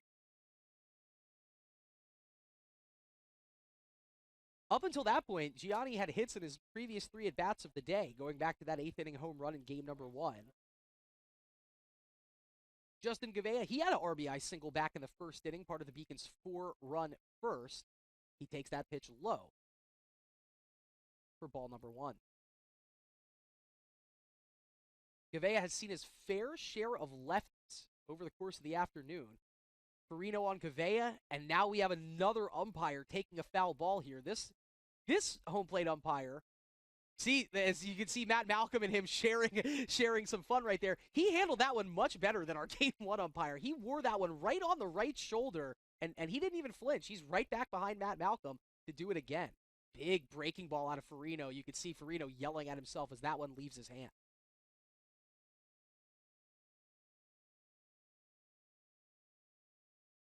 The 2-1 pitch coming. Gavea just laid on that one. He fouls that one off over the tennis courts. The count goes even at 2-2. Justin Gavea, for a true freshman, he's proved very difficult to strike out. Just 14 Ks in now 114 at-bats. 2-2 pitch coming. I avoided the broadcaster's jinx for 1 pitch there as the count goes full to 3-2. This is the first batter that Nicholas Farino has allowed a 3-ball count to in his 1 2/3 innings of work up to this point. That one misses low. Gavea draws the walk. The patient eye out of the freshman sets the table for Joey Morrison.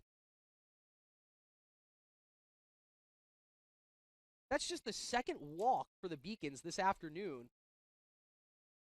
And on the mound, the Beacons have yet to walk anyone. It's funny that this game is where it is. It's a 6-5 score. Minimal walks, only 2 errors. Yet just a lot of station-to-station base hit baseball to get us to this point. That's a big breaking ball. I'm not sure where it missed. Must have missed high. So Morrison starts out ahead in the count, 1-0. Nicholas Farino, his 30th pitch of the afternoon, is waved at and missed from Joey Morrison. Oh, he wants that one back.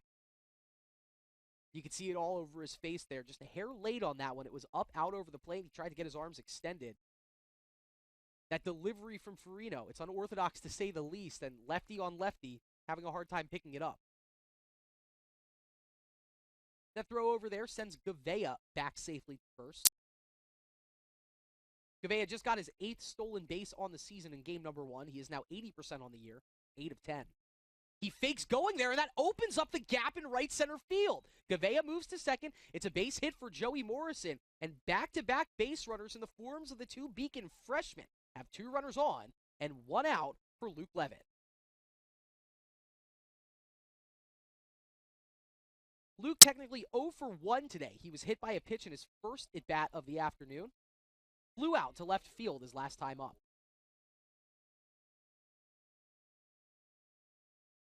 Luca Jr. from Manchester by the Sea, Massachusetts.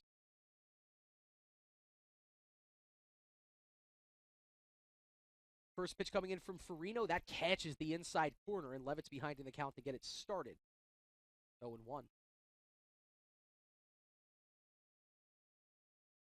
Luke played his high school ball at Manchester Essex Regional. Really a breakout star for the Beaks last season. He batted .407 in his 33 games played, making 25 starts. Puts the bat on this one. This could be 2. Parent gets the out at second. Levitt beats the throw to first just barely, as Farino did a nice job covering the bag. Farino and that was Levitt. They clipped feet there on that play at first, and Farino a very slight limp. Let's see if that's going to bother him at all as he goes back to the mound. Runner's still on the corners now, and it's going to be Breon Parker with a chance to extend this lead, but now with 2 outs. Parker 2 for 3 on the day. He has 2 singles, 1 run scored, but he has struck out swinging. We've got a new pitcher coming in for the Warriors, and so we'll take a break, and when we come back, we'll tell you who it is. 2 runners on for Breon Parker when we come back. People at UMass Boston, they're here because they know they can have an impact, not just on research, but on people, on their students. This is just a starting point. It only has potential to grow, and it has a big potential to grow up. You're really having a direct impact on people's lives, and you can see that now, and you can see that years from now. So I think it's becoming like the place that people want to go. What UMass Boston is able to offer to its young people certainly stands out to that mission that was set right out in the beginning. It's something UMass Boston should be and can be very proud about.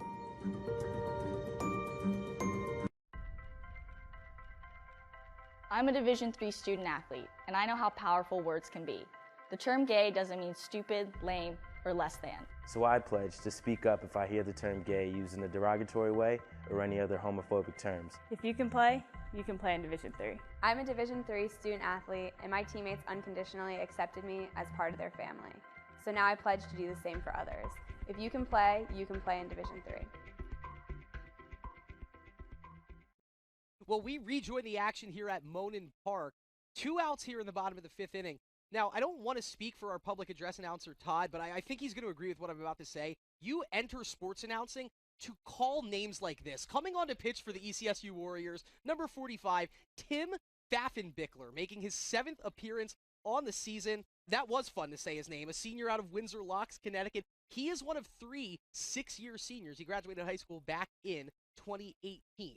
This is Pfaffenbichler's 7th appearance on the season for the Warriors. He has a 10.13 ERA. In 5.1 innings pitched, he has allowed 8 hits, 7 runs, 6 of them earned. He struck out 5, but walked 6. And so this is a pitcher, hasn't seen all that much work this season. Numbers leave something to be desired. It's a freshman against the 6-year senior, but Breon Parker with a chance to extend this lead back out for the Beacon. If you're just joining us, the score right now, Beacons 6, Warriors 5. It was a 4-run bottom of the first for the Beacons thanks to 6 singles. And an RBI sack fly, just station-to-station baseball. They pushed 4 across. They get 2 more in the bottom of the second inning and hold a 6-1 lead. Ross Dexter was cruising. Everything looked good. But 4 runs over the next 2 innings for ECSU has us right back in a 6-5 ball game.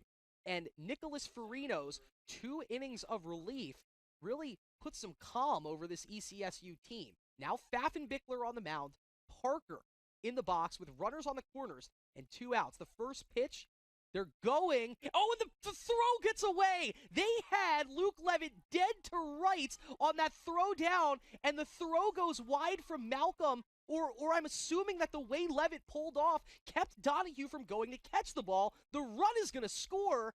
Levitt's in a scoring position, and the Beacons lead 7-5. Levitt was kind of effectively picked off of how well they had that one read. And then the throw home gets into center field. Wow, and the run scores, and the Beacons do lead 7-5. And Parker shoots this one. Will it get down in the gap? No, it's hauled in on the run by the center fielder, Ray Leonzi. But hey, the Beacons do get one more, and who's to say that won't be an insurance run later on? We head to the 6th inning with the Beacons leading 7-5. More after this on the Beacon Broadcasting Network, presented on LittleEast.tv.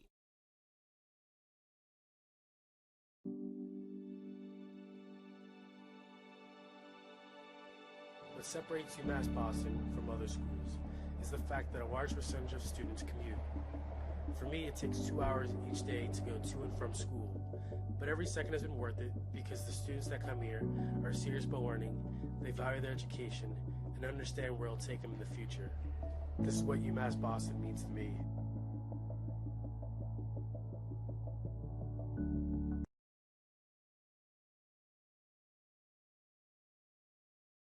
The University of Massachusetts Boston. It's just minutes from downtown, and the Princeton Review calls it one of the best values in the country. A nationally recognized institution of academic excellence and research, UMass Boston offers more than 150 undergraduate and graduate programs, 16 Division III sports, and more than 100 student organizations. To learn more about the opportunities waiting for you at UMass Boston, visit in person or online. UMass Boston, a research university with This is the 7th run for the Beacons. Sometimes it's better to be lucky than good. Levitt would have been out every single time, but that throw goes wide from Malcolm, and it allows the run to score. You can see this Levitt was expecting to be tagged out. It gets away from Donahue. The run comes across, and it stretches the lead back out to 2 as we move into the top of the 6th inning. Who's to say that isn't the run that pushes it across the finish line for the Beaks? Time will tell, but you like to see that 7th run get put across right there. Tim Cianciolo, he faced one batter in the top of the 5th inning, Ray Leonzi. He got him out. It's the bottom 3 for ECSU here in the top of the 6th. Balmer, Coscaluela, and Plantamuro.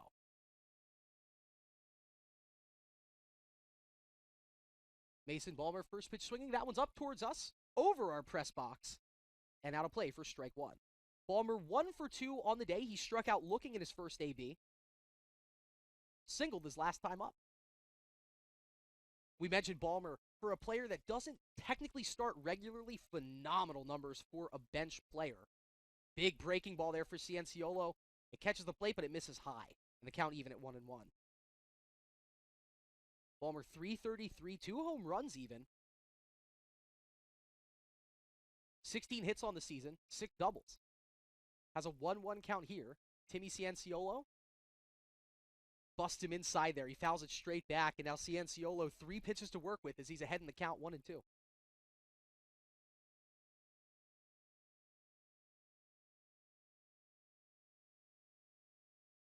Balmer in a crouch stance. He has that front leg way out in front of him. Spread pretty wide in the batter's box. Swing and miss. And Cianciolo gets his first strikeout of the afternoon. The second one from Mason Balmer. And that's a great way to start off the top of the 6th inning with this 2-run lead. It'll bring up Brent Coscaluela as Mason Balmer goes down.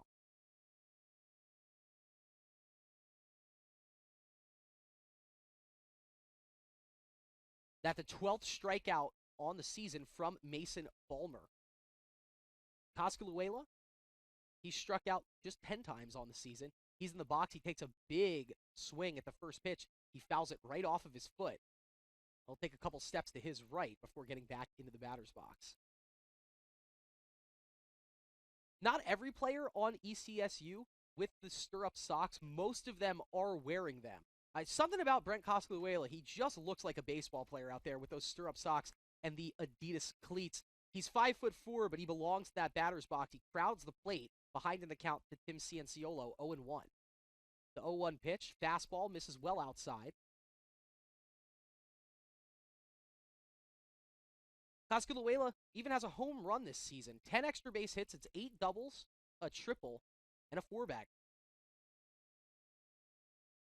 Looks like he's even closer to home plate on this 1-1 pitch. It's a beautiful breaking ball from Cianciolo. And a chance here for back-to-back Ks for Timmy C. 1-2 count to Coscaluela. I just mentioned he's only struck out 10 times on the season in now 96 plate appearances. Can we get another one right here? No, that one's off the outside corner. The frame job there from Craig Corliss. That was a bit too far off to pull back in. 2-2 the count. Corliss waiting for his sign. He gets it. Cianciolo likes it. He comes set from the windup. The 2-2 pitch. It's lifted into right field. Gavea heading back. Still heading back. That one was a bit more of a charge into it than I thought. Gavea settles under it and ultimately puts it away for out number 2. And it's Noah Plantamuro, the third batter of the inning.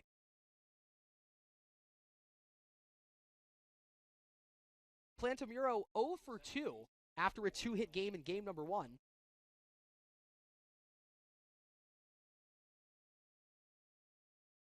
Five-year player for this Warriors team.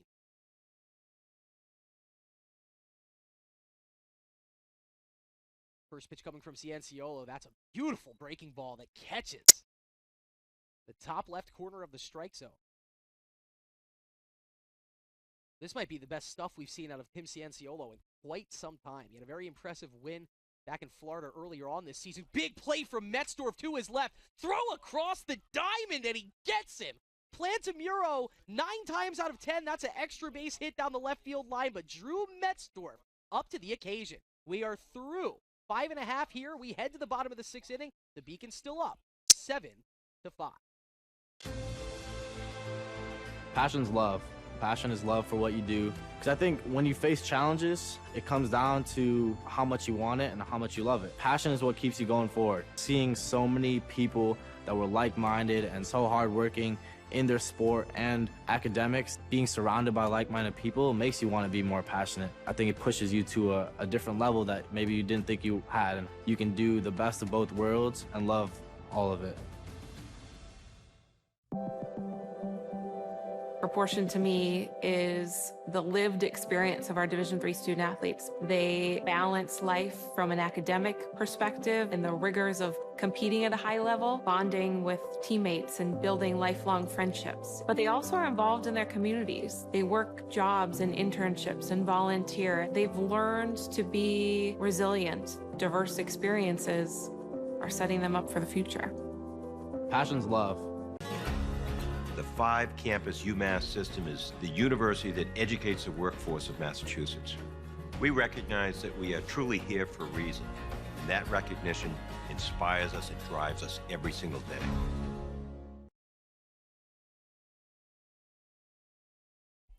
We're back here at Monin Park, and momentarily, take a look at this play Drew Metzdorf made to get the Beaks out of the inning. He was to his left, all the way across the diamond, gets Plantamuro by a step and a half, and now the Beacons take this 2-run lead into the bottom of the 6th inning. Another chance at Tim Pfaffenbichler, and it's 2, 3, and 4. Burris, Metzdorf, and Blake here for the Beaks. Pfaffenbichler's first pitch misses just a hair low, and so Burris ahead in the count to get it started.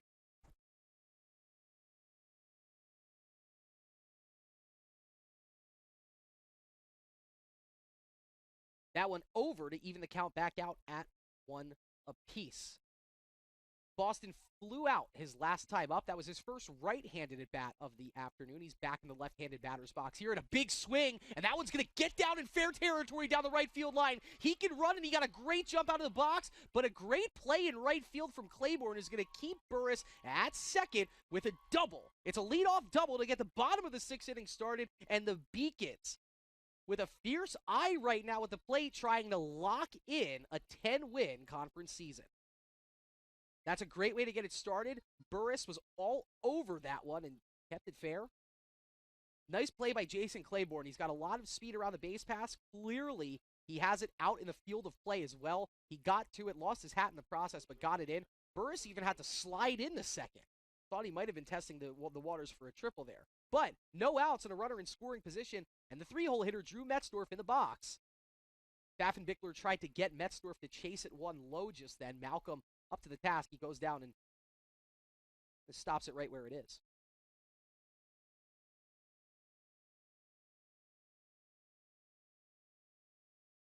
The 7th pitch coming on Tim Pfaffenbichler's outing. The 1-0 count to Metzdorf. Pulls that one wide. Let's see. This might be green light territory for Metzdorf right here. You have a runner in scoring position. You're ahead in the count 2-0 against a pitcher with a 10.1 ERA. ECSU giving the Beacons an opportunity to get back out in front in this contest. That'll help. That one, I believe, hits off the back calf of Drew Metzdorf. And the umpire is going to send him on his way to first base. When you're Metzdorf like that, a lot of the good hitters, they just want to stay in the box and keep taking their licks. Drew sets the table. You can see Burris, he thought he stole the base on that play. They send him back to second after the Metzdorf hit by pitch. Aiden Blake coming up, he was already hit by a pitch this afternoon, and now he's up with 2 on.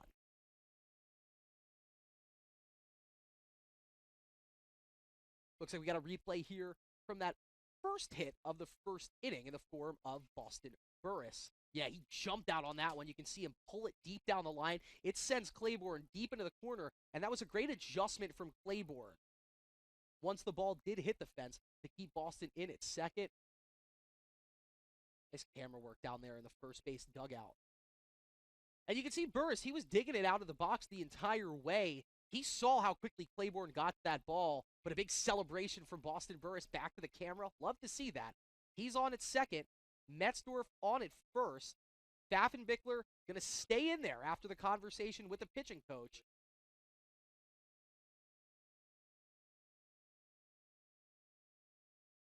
And now Aiden Blake 2 on. A chance for a statement hit right here for the Beaks.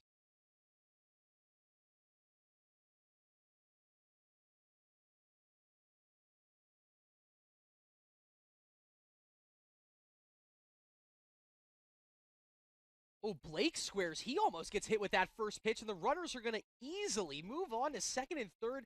Aiden Blake, just like we saw Matt Malcolm square to bunt a couple of times already today, Aiden Blake, a huge hitting cleanup hitter, but he can definitely put a bunt down, and they almost snuck one past ECSU just then. Pfaffenbichler back to the mound. Yeah, and so that was going to be, it looked like, that was going to be a mound visit, but they had one pitch ago, and so I think that message being sent might have been, if you come back out here, yeah.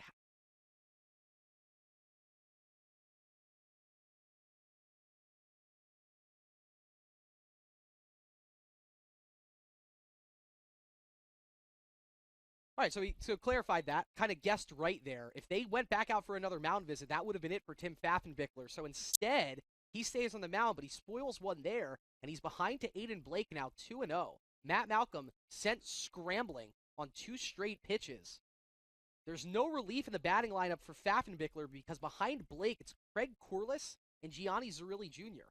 And if that's not enough, then you have the lefty Justin Gavea, who was 1 for 2 with a ribby on the day. 2-0 pitch to Blake. He gets the green light. It's just a hair late on it. It's going to go deep out of play down the right field line. It hits off the parking garage, and we'll do it again at 2-1. You love the green light.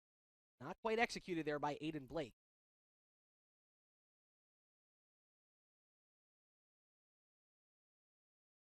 Tim Pfaffenbichler, the senior out of Windsor Locks, Connecticut, battling to keep this a 2-run ball game. Blake lines it. Oh, it's speared by Plantamuro, and he will do just that.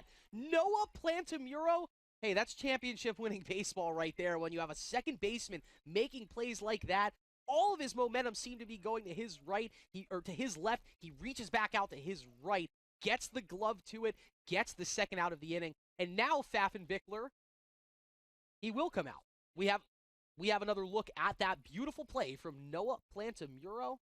You can see Pfaffenbichler delivers this pitch. It looks like a base hit off the bat. Somehow Plantamuro goes back to his right and gets the out. That keeps it a 2-run game. And Pfaffenbichler, it was a roller coaster ride, but he did his job. The score stays at 7-5. And the new pitcher coming in, Andre Jose. We'll have more on him when we come back from the break here on the Beacon Broadcasting Network, presented on LittleEast.tv. Responsibility is being accountable for your words and actions, first and foremost. It also is an obligation to be a positive influence in the communities around you. Being in a D3 program, you're going to have lots of different opportunities. You're not just an athlete, you're also involved in student life. Your academics are extremely important. We give a lot of our student athletes responsibilities right from the start by giving them leadership opportunities, by having them engage in the community, be a positive influence. That's being a responsible person.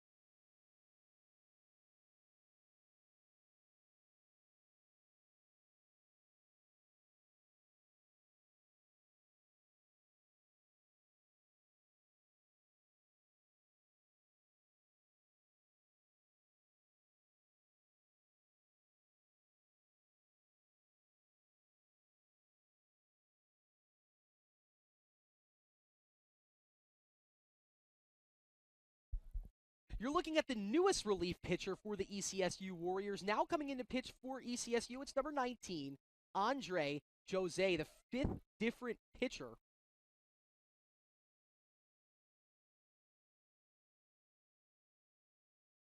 utilized by the Warriors this afternoon.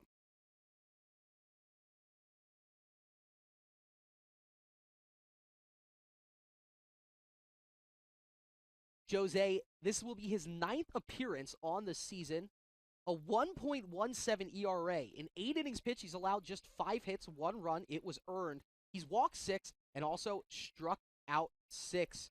Jose, a senior from Windham, Connecticut, went to Windham Tech. Craig Corliss in the box. Runner on third is Boston Burris. Runner on second, Drew Metzdorf. And Craig Corliss takes the first pitch low for a ball.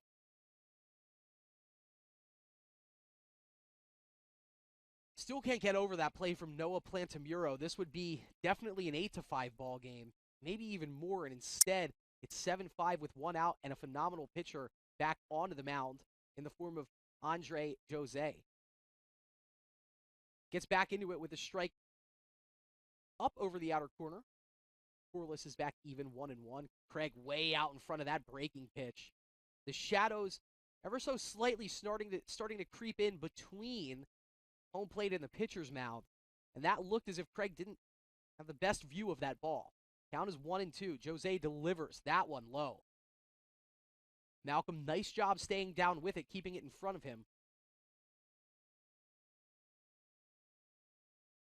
The Beacons did score on a wild pitch back in the first inning.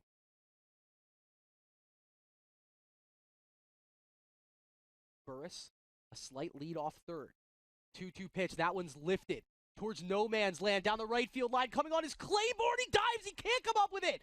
It lands fair. Run scores for Burris. Metzdorf getting waved around. The throw, not in time. And Craig Corliss, the flukiest, maybe ugliest double you're ever going to see, but it's just what the Beacons need. It's a 2 RBI double for Craig Corliss. He now has 3 hits, 2 doubles, 4 RBI today. And the Beacons are up 9-5.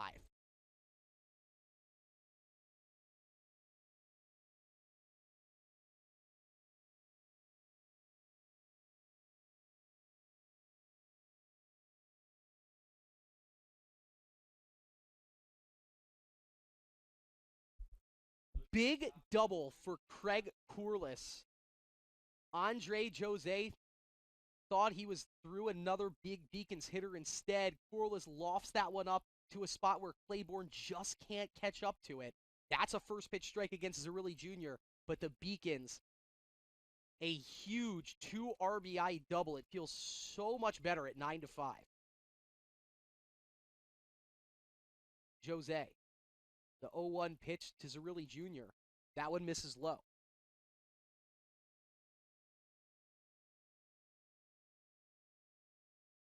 Gianni, now that average is going to be up around 320.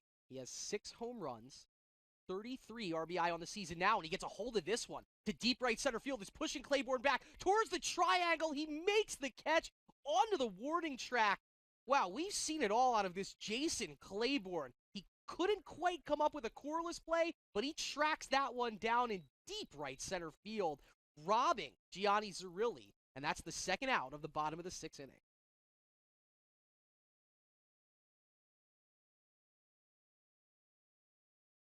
Jason Claiborne, between his plays in the outfield and his performance in the batter's box today, can make himself a whole highlight reel out of this doubleheader. He went 2 for 4 in Game 1. He's 3 for 3 now in Game 2, including an RBI triple. 2 highlight reel plays, almost had a third. If you're Gavea, you might be better off suited just slapping this one towards left field. That one misses high. He's ahead in the count 2-0.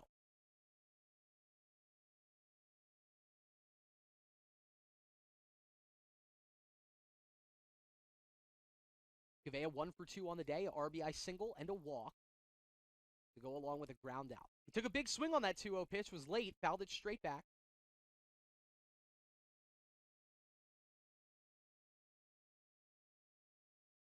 This is Andre Jose. In his first inning of work, he is the 6th different Warriors pitcher to see the bump today. This one's chopped down low. Jose quickly on it. Oh, and he pulls the throw in. It pulls Parent off the bag. How about that? All he needed to do was get the throw to first, and that's a costly error against Andre Jose. It keeps the inning alive. Gavea reaches safely, and now Morrison, 1 for 2 with an RBI today, back up in the batter's box for the Beaks. That is the 4th error committed by ECSU today. And Andre Jose has nobody to blame there but himself. Now, that was a very close play at the bag because it did pull Parent off the bag, but you did have the player, Gavea, right down the baseline there. It's a question of, was Parent still on the bag or not? It looked like he got pulled off, but there could be a lot that Coach Oldenwalder's discussing with the umpire on this play. Looks like it looks like they're going to head away from home plate and have a little side discussion. Not going to speculate. We'll just hang tight here and see what's going to come from this. Beacons leading 9-5. It was a 2 RBI double from Craig Corliss that put them up 4. And just now, Justin Gavea reaching on an error, keeping the inning alive.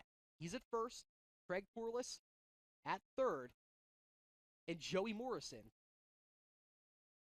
at the dish. We'll take another look at this play here.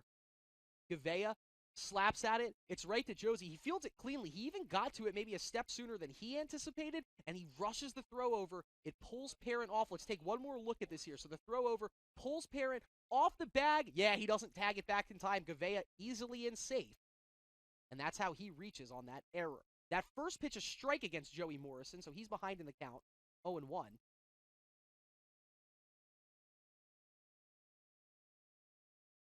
Jose about to throw his 14th pitch of his outing. That one fouled straight back, and he's quickly out ahead of Morrison, 0-2. Matthew Wooten, 40 pitches to start this contest. He recorded just 1 out. For today's game, because he allowed 4 runs, all of them earned, with just 1 out recorded. For today, Matthew Wooten has a 1.08 ERA, and that's a 108 ERA. He came into action with a 1.08 ERA. So it'll be interesting to see how this outing affects his season numbers. He was far and away the ace of this Warriors rotation, and that fluky start, it kind of put some wind in the Beacon's sails.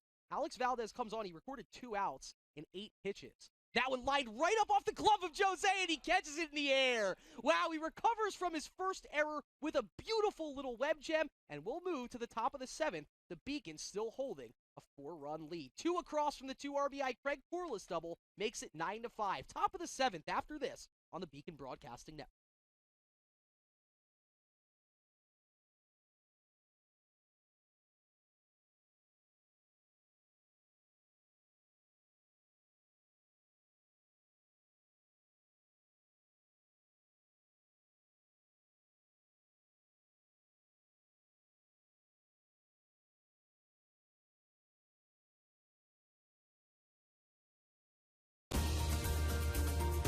I believe sportsmanship is it's a mutual admiration and respect for your fellow competitors. We all go through a lot to reach the point where we compete against one another. It's important to realize that. So once we're finally on the field or on the court or on the starting block, we look at each other as fellow human beings and not just competitors. Being able to recognize the hard work that other athletes are putting in creates a more positive and inclusive environment.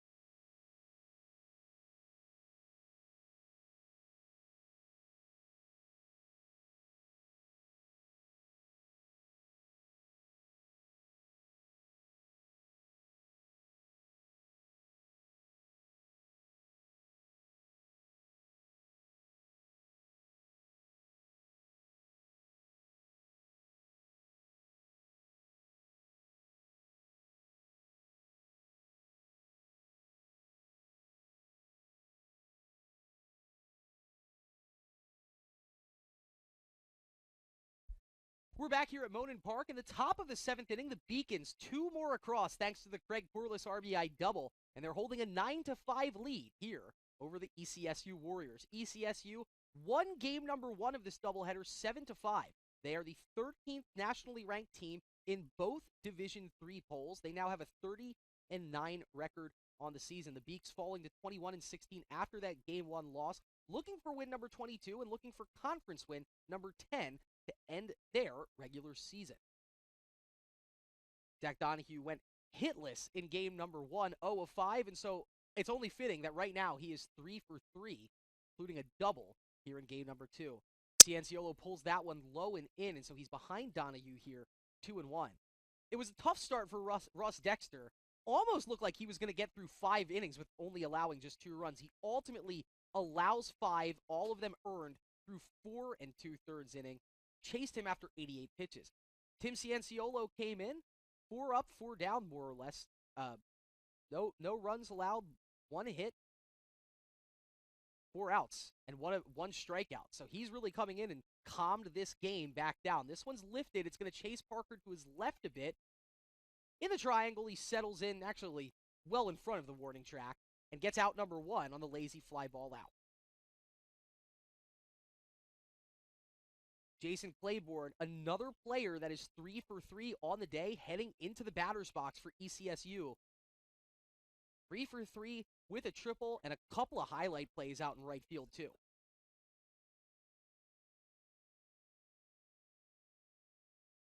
Claiborne, another one of these homegrown Connecticut talents. Crouch stance in the left-handed batter's box. That's a beautiful breaking ball from Cianciolo, but it just misses high. So Claiborne ahead in his count, 1-0.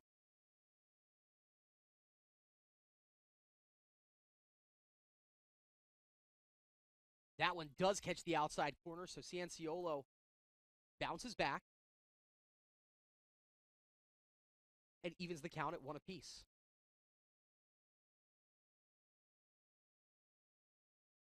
One pitch, late swing out of Claiborne. He fouls it out of play. And now in a put-away position is Tim Cianciolo, ahead of Claiborne 1-2.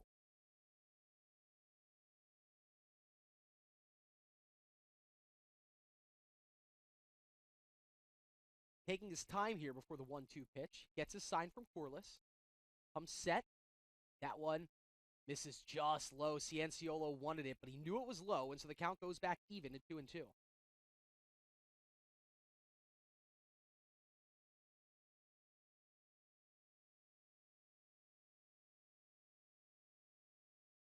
2-2 pitch coming up for Jason Claiborne. Corliss gets the sign. Cianciolo delivers. That one's nubbed back. Oh, he stops it with his knee, and I think he's going to get the out. He got it. Tim Cianciolo, he was leaning to his left. The ball's going back to his right. He throws his right knee at the ball, stops it, and gets to it in time, and gets the throw across the diamond. Got to clip that one for a web gem as Tim Cianciolo robs the speedster Jason Claiborne. And it's 2 quick outs here in the top of the 7th inning. Matt Malcolm back at the dish. Malcolm, a 2-hit, 3 RBI performance in game number 1, including his LEC-leading 13th dinger on the year. He's 0 for 3 today. He does have an RBI groundout from back in the 3rd inning. First pitch well outside. Cianciolo had been really good with his control through his first 2 innings of work here today. Matt Malcolm, that's a whole different animal, though. It's not just painting quarters, it's making sure that the ball is nowhere near a hittable zone. And so once again, that second pitch misses well outside. And that might just be the plan here against Matt Malcolm.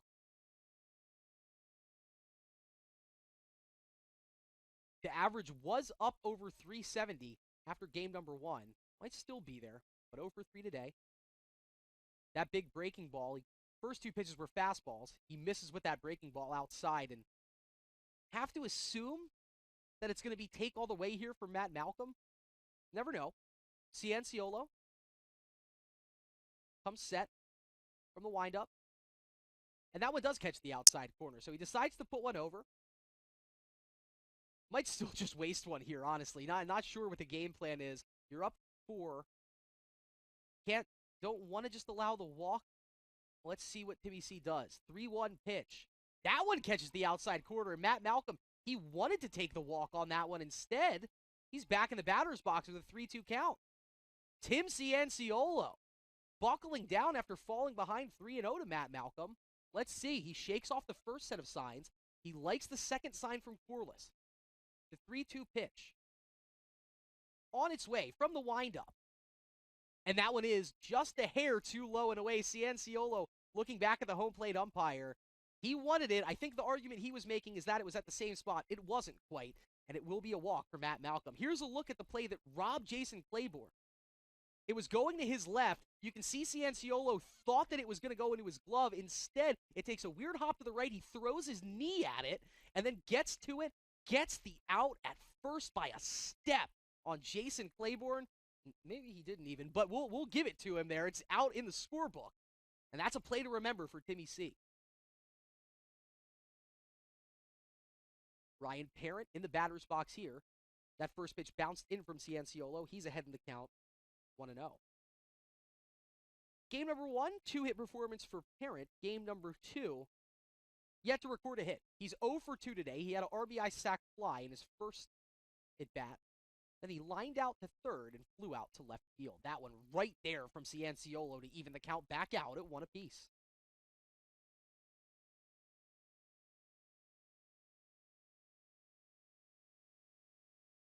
Ten hits, 5 runs, 4 errors so far for ECSU. The 1-1 pitch.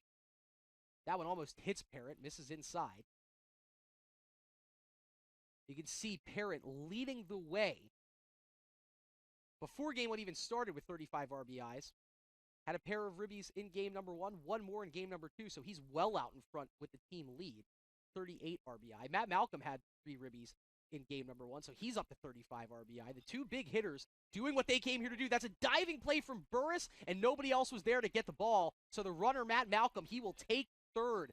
That's a tough break right there, but it was just placed beautifully from Ryan Parent, and it brings runners to the corners. Not out of trouble yet are the Beacons, because it's Josh Cofrancesco. 1 week ago, he was the LEC Offensive Player of the Week.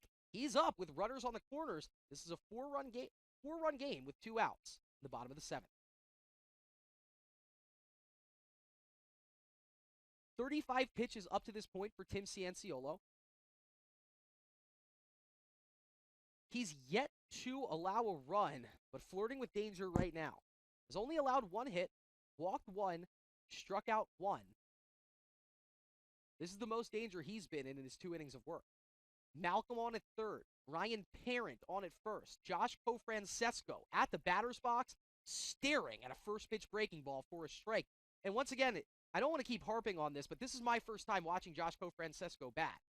Every single time that pitch comes in, that first step, it seems everybody has their batting style, but it seems like he's not just stepping into a swing, he's just bailing away from the pitch. Let's see if it's the same thing happens 1-0. He wasn't. It's barehanded by Cianciolo. Oh my goodness, if the first one wasn't good enough, Timmy C making moves for the Beacons to get out of the 7th inning.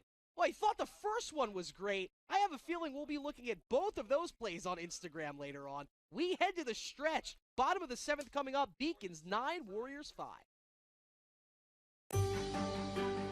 Comprehensive learning is being able to adapt to experiences and apply the things that I learned. Being an athlete and juggling academics helped me grow as a person, and things that I've learned, I was able to apply it in another field, putting them into everyday life. Developing comprehensive learning helped me prioritize certain things to make sure I get to where I want to be. Paris changed my life, and I got there through UMass.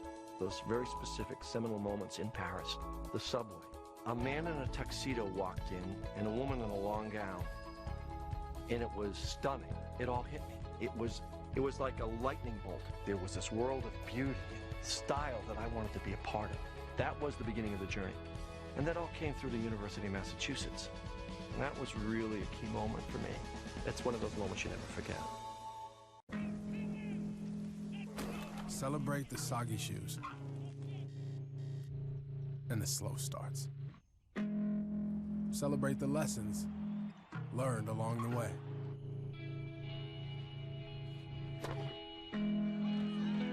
These are the wins. Not the shiny, nail-biting kind. These are the last a lifetime kind. Look at this play to end the inning from Tim Cianciolo. That one looked dead to rights past him on the Cofrancesco liner. When you make a play like that, you got to get out and dodge after making the big play. Look at this. Snag. Goes down low, bare hands it like it was nothing. Let's see here. Yeah, it would have been nice to see the ECSU dugout reaction, but what a play to get out of the inning. Running right towards the camera, Tim Cianciolo. Nice play, and the Beacons still up 4. Remember, there were runners on first and third on that play right there. So we head to the bottom of the 7th inning, and the 7th different pitcher coming in right now for the ECSU Warriors, and it'll take the form of number 37, Mike Fergalak. He is a 6'1" sophomore out of Southington, Connecticut. I tell you what, this Southington area, 4 different players on the ECSU roster out of Southington. Now, he did not play at St. Paul Catholic like Leonzi and Parent, or pardon me, like Plantamuro and Parent, but he went to Southington High. You can see his numbers right there, solid numbers, 17 strikeouts and just 6 walks across 10 2/3 innings. This is his 13th appearance on the season, and Luke Levitt will greet him to get it started. Levitt 0 for 2 on the day. Started off his day getting hit by a pitch squarely between the 1 and the 2 in the back. I've called between last season and this season, I believe this is my 8th Beacons game, and it has to be no less than 5 times I've seen Luke Levitt get hit by a pitch. I work with him at basketball games in the Beacon Broadcasting Network. I'm going to bring this up to him. I wouldn't envy his role on the Beacons as the guy standing in there and just getting plunked. And he's not the biggest body either.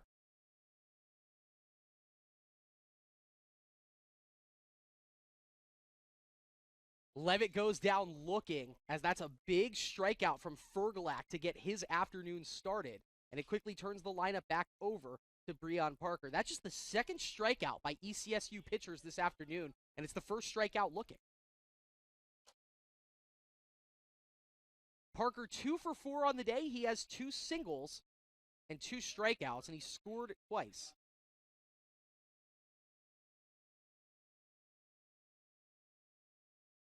Parker gets a good look at that fastball from Mike Fergalak. It's right over the outside corner for strike 1.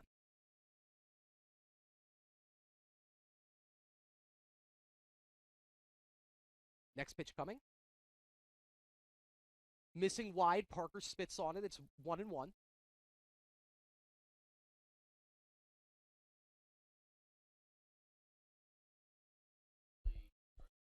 So it was a strike, and so now it's an 0-2 count coming up here. On it is Donahue, and he gets Parker by a half a step. Parker saying that Parent got pulled off the bag. Parent, no, holds the split. He gets the out to get the bottom of the 7th started.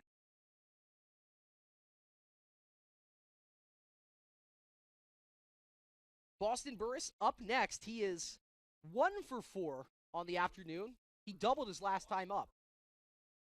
4 hits on the day as he went 3 for 4 in game number 1, officially 4 of 7 now for Cinco de Mayo 2023. Big swing on that first pitch, and he fouls it straight back. One more time, this is the 7th different pitcher used by ECSU this afternoon. They only needed 3 to get that game 1 win. But Matthew Luton, more or less the ace of their staff. They have 4 dominant starting pitchers, but his numbers, the best of the 4, he gets through just 1/3 of an inning. Alex Valdez finishes out that inning, throwing just 8 pitches. You had 19 pitches out of Brian Dennis, 35 out of Nick Farino. That's the performance to remember. He kept the Warriors. The game was 6-1 when he came in. By the time he was off the mound, it was 6-5, so he really steadied the ship. Tim Pfaffenbacher came in for 11 pitches. Andre Jose got out of that inning with 16 pitches, and now it's Mike Fergalak. And so, if you were the Beacons trying to do some advanced scouting, yeah, no, you're getting 7 different looks up to this point. And to the Beacons' credit, they've put 9 across. Boston Burris behind 0-2. Fergalak making quick work of the Beacons here in the bottom of the 7th inning. Wastes that one, misses it well outside.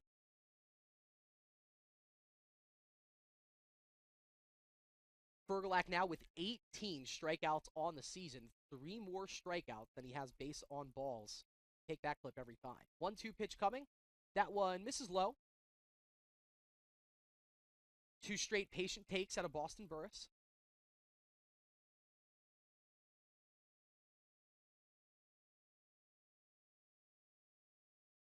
And we'll do it again.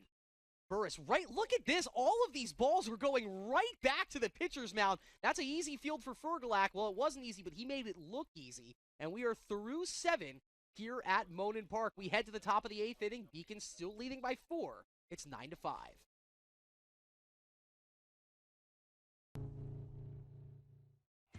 Something I discovered in myself is that if I have a goal, I can accomplish it. It's a well-rounded experience. At a Division III school, you primarily a student athlete, so the school is really shaped around you developing yourself as a complete individual. It helps a lot that you have a family with your team that can guide you.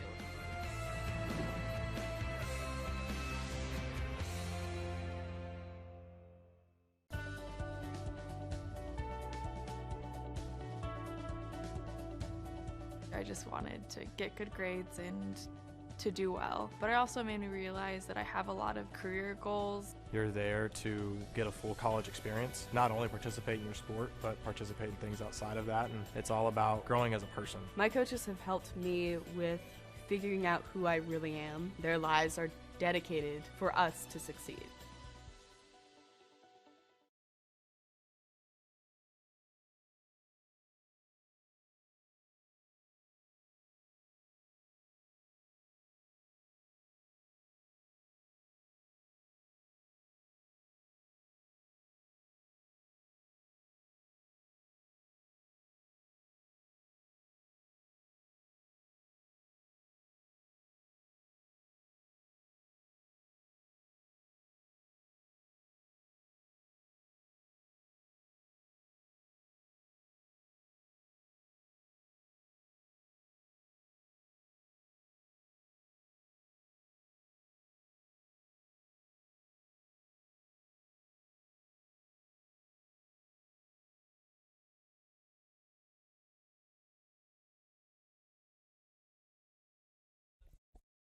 You can see we do have a beautiful sunset dawning over Monin Park right now, and it's a new pitcher, the 3rd pitcher of the game for the Beacons. Josh Gardner making his 10th appearance of the season. In the same way that Breon Parker and Justin Gavea have been just pleasant additions as freshmen, that's the same story for Josh Gardner. He splits time as an infielder and a relief pitcher, but making his 10th appearance of the season, and his ERA under 1 at this point in the last regular season game of the year.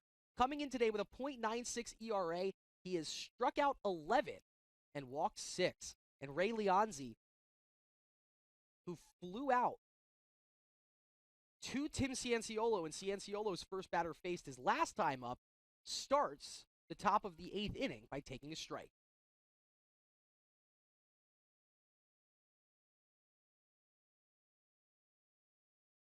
Working quickly is Josh Garner on the mound here, and that one, a lot of movement on that breaking ball. Couldn't locate it. We go to 1-1. Yeah, Josh Garner, he's right back set before Corliss is even ready to give him a sign. He fires, that one misses just wide, and the count moves to 2-1.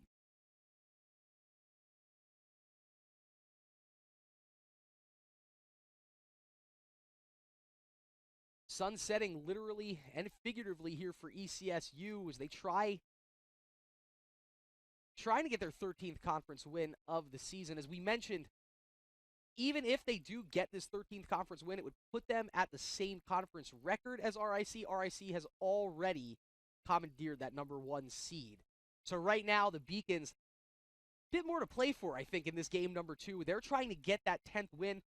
You never know how it might affect them come LEC playoff seeding time. And unfortunately, they get this very crucial top of the 8th inning started off with a 4-pitch walk. So Leonzi on after the walk.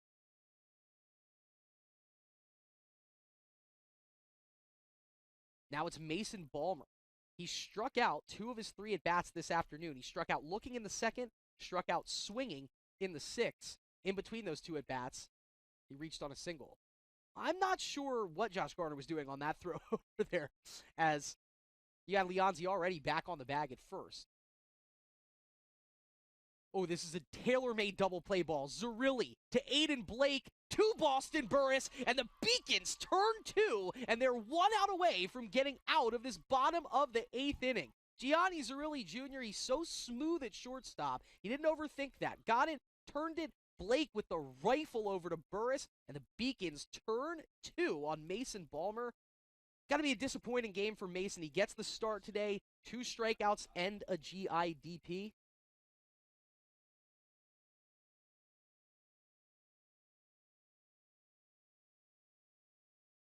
And now it's Brent Coscaluela with no runners on, trying to just keep this inning alive for ECSU. Garner bounces right back after the leadoff walk with forcing the double play. And he busts Coscaluela off the plate a little bit for a first pitch ball. Coscaluela, I mentioned it, I think in game number 1. He's right on top of the plate. And now granted, not as much of a wingspan as some of the other batters in the ECSU lineup, so you got to be able to reach those pitches on the outer half, but he is inviting pitchers to brush him back, it looks like. Big swing on that one. He fouls it back, and the count is even at 1-1. Coscaluela hitless in 3 at-bats this afternoon. He ultimately got what turned out to be the game-winning hit for ECSU in Game 1. With the Warriors leading 5-2, he hit a 2-run single into right field, made it 7-2. The Warriors ultimately won the game 7-5. But hitless in Game 2, and the 2-1 pitch lined up. Oh, it goes just under the glove, maybe over the glove of Josh Garner. We've been having pitcher web gems left and right. Thought we were in line for another one. Instead, Coscaluela turns the lineup over. It's Plantamuro up, and the speedy Coscaluela on first.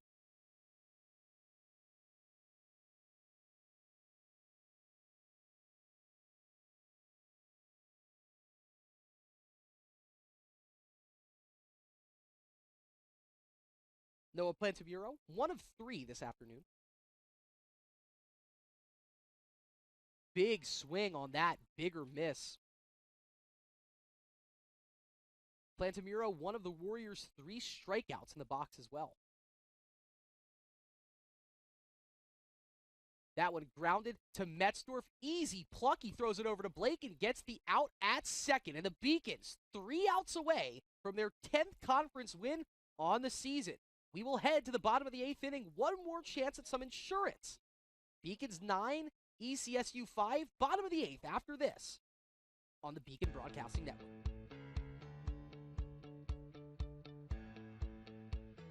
being a part of the different activities and organizations that I've been a part of, I'm actually able to see myself where I'm like, hey, I actually can make a change. I'm one person that can make a difference. Division III has helped me to develop teamwork skills, critical thinking skills, time management skills. It's not just about basketball, or it's not just about school, it's about developing yourself as a person altogether. I'm the first undergraduate alumnus to lead this university. I'm very proud of that. I was literally able to transform my life because of the University of Massachusetts, and I want that for every single student that walks through the door.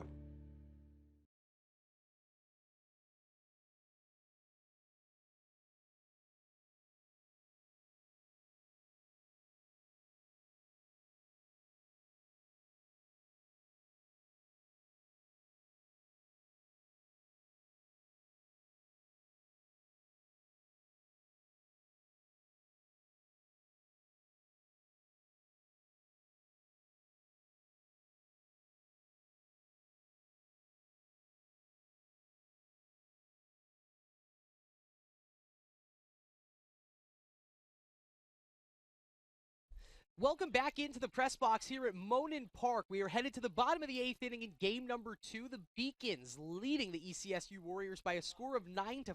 It was the Warriors victorious in game number 1 by a 7-5 score. Metzdorf leading off the bottom of the 8th inning, and a big swing lifts this one to right. It pushes Claiborne over towards the pole, 5 or 6 steps, and he puts the squeeze on it, and that's a quick out number 1 for Mike Fergalak here in the bottom of the 8th inning. Fergalak has just been rolling right along, probably the best showing out of the 7 ECSU pitchers that we've seen today. 4 batters faced, 4 batters retired.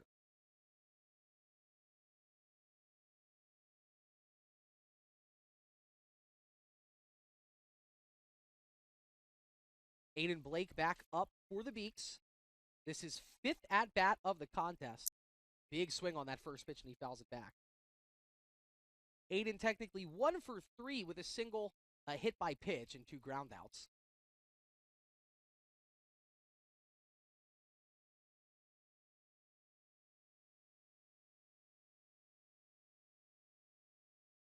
Breaking ball there, misses high from Fergalak. You look at Blake's numbers, and it's just been a gradient. They've just improved every single year. Batted 250 his freshman year, 293 as a sophomore, last year 311.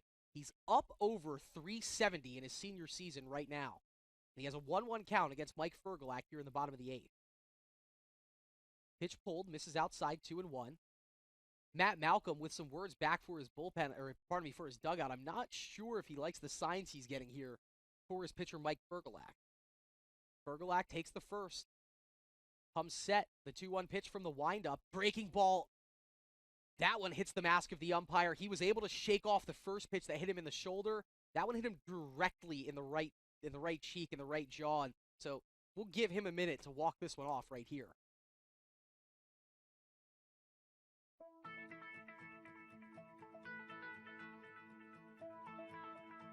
College has given me the flexibility to pursue my passions and my interests, and I've recreated my identity for myself aside from just being an athlete. My greatest personal discovery has been that I am capable of doing things that I didn't know I was capable of doing. To be able to study what I wanted to and continue to play the sport I love, all of those things came together very nicely in one package in Division III.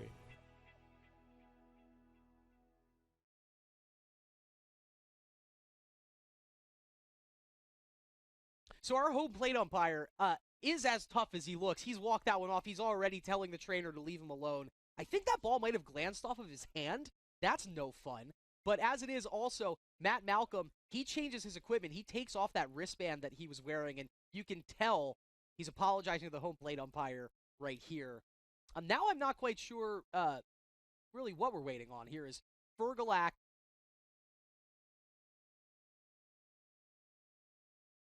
Fergalak's putting on the wristband. So that's what it was. They were having a problem with the signs. Matt Malcolm was wearing the wristband. He decides to give the wristband to Mike Fergalak. That might fix these communication issues right here. And as you can see, our camera trained on Fergalak. He's staring at that wristband for his next pitch. So no signs now coming from Malcolm. Fergalak's calling his own game, and let's see what he decides to do on this 3-1 pitch into Blake. Right down the middle, Aiden just laid on it. You can see he's mad at himself as he fouls it straight back.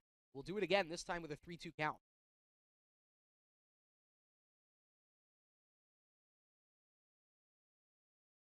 Aiden, a graduate of Apponequet Regional High School.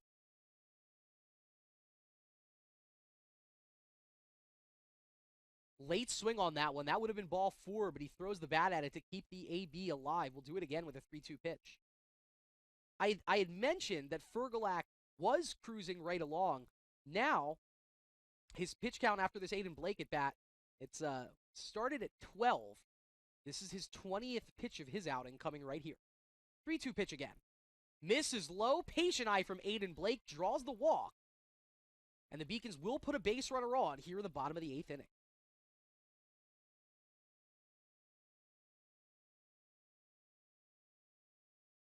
Craig Corliss, another shot at the plate here. He is 3 for 4 on the day, 4 RBIs. He has a single, 2 doubles, and he flew out to left field.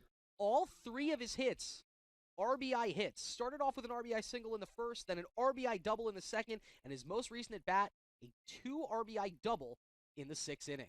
Big swing on that one. It gets underneath his hands, and he's behind to Fergalac, 0-1.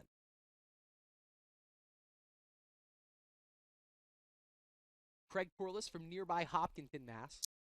Went over to upstate New York to play 2 years of D1 ball at Siena College before coming back to the Harbor campus. That one up and in. Sure, the umpire saw a memory flash before his eyes as that one came right up near his mask again. Malcolm was able to snag that one, and it's ball 1.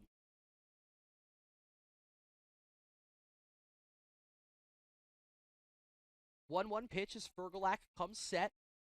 Now out of the stretch. That one just misses low. 2-1 the count to Craig Corliss.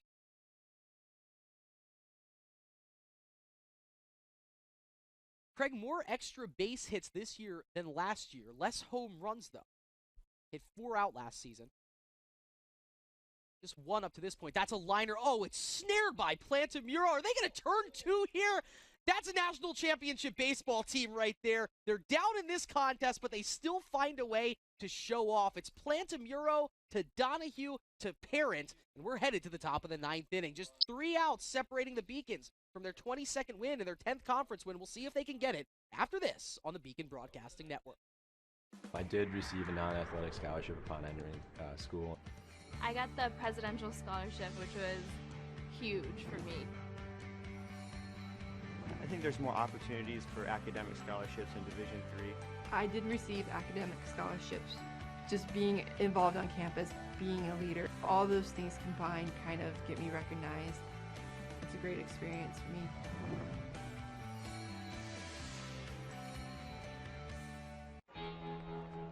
Cheer for the stumbles. The he shoulda had that's. And the tears that linger. For in those moments, greatness lies. There, you will find the provoked, the determined, the unified. It's in those moments that champions are born. The University of Massachusetts Boston, with its scenic oceanfront campus, easily accessible to downtown Boston, is recognized as a model of excellence for urban public universities. 16 NCAA Division III sports are part of the more than 100 student organizations that create an engaging campus life in America's biggest and best college town. UMass Boston, Boston's urban public research university for the 21st century. Welcome back in to the Beacon Broadcasting Network. My name is Chris Del Sordo, bringing you today's doubleheader action. Potentially, we could be in the final inning of game number 2 here. It's up to Sam Gray to finish it off here for the Beacon. Sam, a junior out of Rockland, Mass. He's another D1 transfer. He started his career at the University of Maine. Been on the Harbor campus for 2 seasons now. He's making his 14th appearance on the year. Brings a 2-0 record to the mound. Also 4 saves. This is not a save situation, but you like to have that confident pitcher on the mound. 12 strikeouts to 13 walks, but where he's been lacking in command, he's been able to keep the runners from keeping the batters and runners from scoring. Just a 1.10 ERA for Mr. Gray. He's going to be tested. It's the top of the Warriors' order. Donahue, Claiborne, Matt Malcolm that he's got to get through to give the Beacons their 22nd win on the season.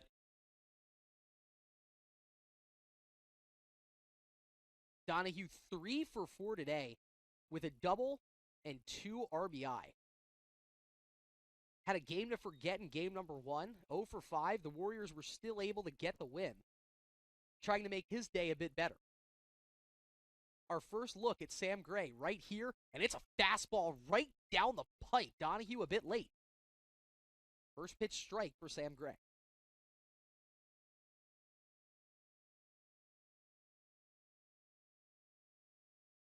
In his 16 innings, Gray has only allowed 11 hits. That breaking ball misses wide. Donahue keeps the bat on the shoulder.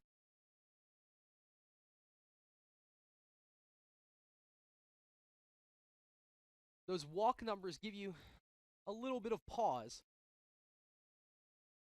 But he does have 12 strikeouts as well. That one out off the outer quarter. Donahue must have had his ducks in a row as far as the scouting report goes. Patient eye here against Sam Gray. Gray shakes off Corliss. Corliss looks to the wristband, gives the sign. Gray comes set. The 2-1 pitch. Big swing. This time he gets Donahue out in front of an off-speed pitch. And a 2-2 count here for Sam Gray as he faces Zach Donahue.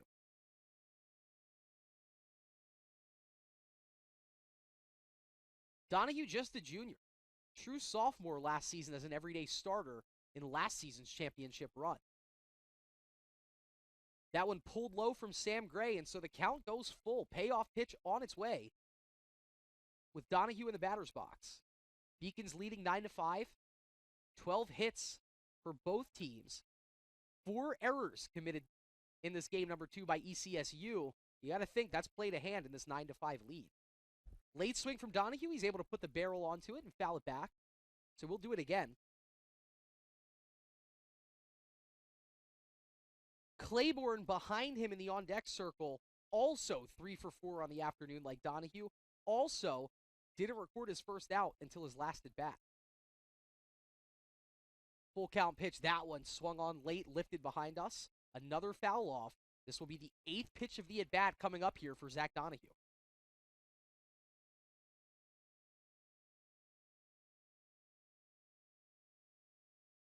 Each team with a triple today. UMass Boston 3 doubles, ECSU with 2. 6 runners left on base for the Warriors, 8 left on base for the Beacons. It's that 4 errors, really the one number crooked in today's contest. That pitch does miss wide, and so a pitcher who struggles with his command just issued a walk to get this inning started. Not what you wanted to see if you're a Beacons fan, and it's Jason Claiborne, the speedster, in the batter's box with Zach Donahue, the other speedster, leading off first.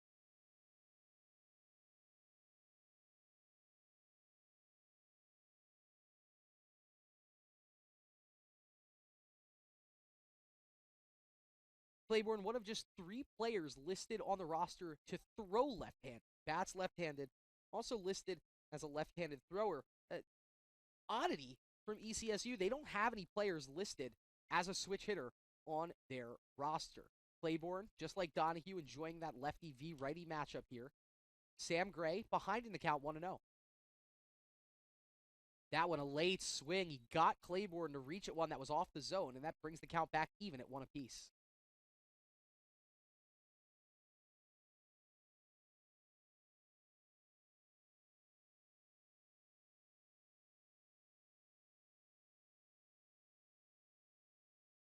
Sam Gray gets his sign. He comes set from the stretch, bounces that one in.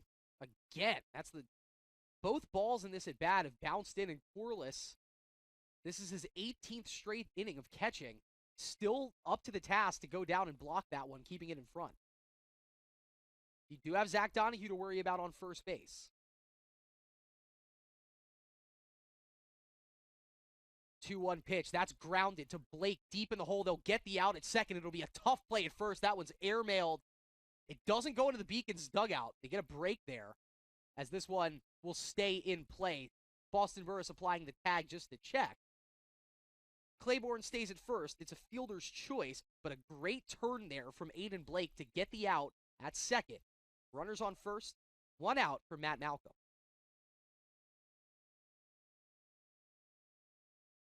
You can hear these ECSU fans. They knew they were coming for 2 games. And they're still keeping the stands full, making noise here at Monin Park. Malcolm, 13 homers, 35 ribbies on the season after his big Game 1 performance. Another RBI here in Game number 2. Gray delivers. That one got the outside corner. Malcolm looks back at the umpire and shakes his head. Now, those two probably have a pretty decent rapport at this point. He's been catching 9 innings with this umpire, too, but lets him know for at least one more time. Not a fan of his strike zone. 0-1 pitch coming. Big swing. That one's right towards us. Off the net. It's 2 quick strikes against Matt Malcolm, Sam Gray. I think this inning is a nice microcosm of Sam Gray's work in a nutshell. Has control issues, but he also has phenomenal stuff and was able to shake off that first batter walk, force the fielder's choice, and now 2 quick strikes ahead of Matt Malcolm. It's Jason Claiborne. No real lead there. Boston Burris is even holding him on. 0-2 pitch from Gray. Breaking ball, swung on and missed. Sam Gray with a big strikeout, and it looks like maybe some words for Matt Malcolm. 2 down, and the Beacons 1 out away from ending the LEC regular season with a huge conference win. For Gray, that's his 13th strikeout of the season. Matt Malcolm, he leads the team in strikeouts on offense for ECSU. Now 10 more than the next closest Warrior. That was his 37th K on the season. Ryan Parent, the last hope here for the ECSU Warriors. First pitch, right over the outside corner, and it's an 0-1 count.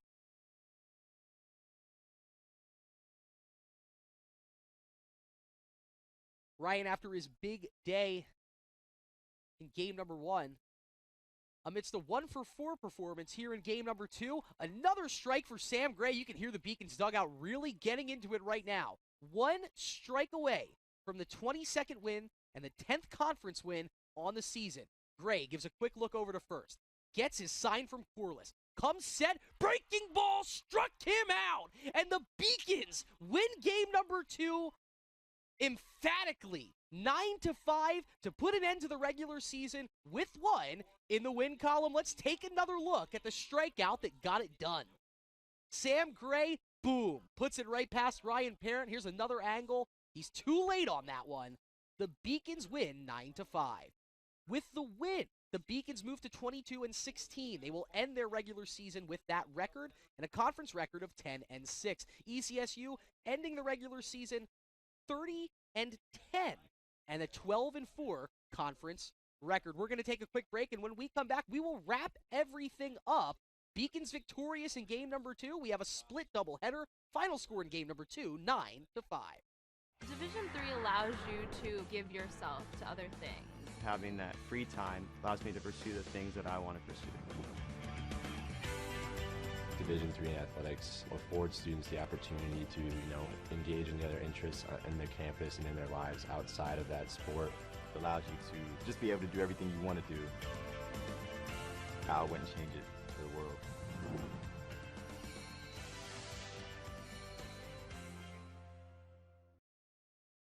Game 2 final. The doubleheader split. The Beacons win game number 2 by a score of 9-5. 6 runs across the first 2 innings, and then a big 2 RBI double from Craig Corliss helping put it away. Tim Cianciolo gets the victory, coming in relief for the Beacons as they move to 22-16 on the season. Taking a look at some individual numbers offensively, Craig Corliss leading the charge in game 2.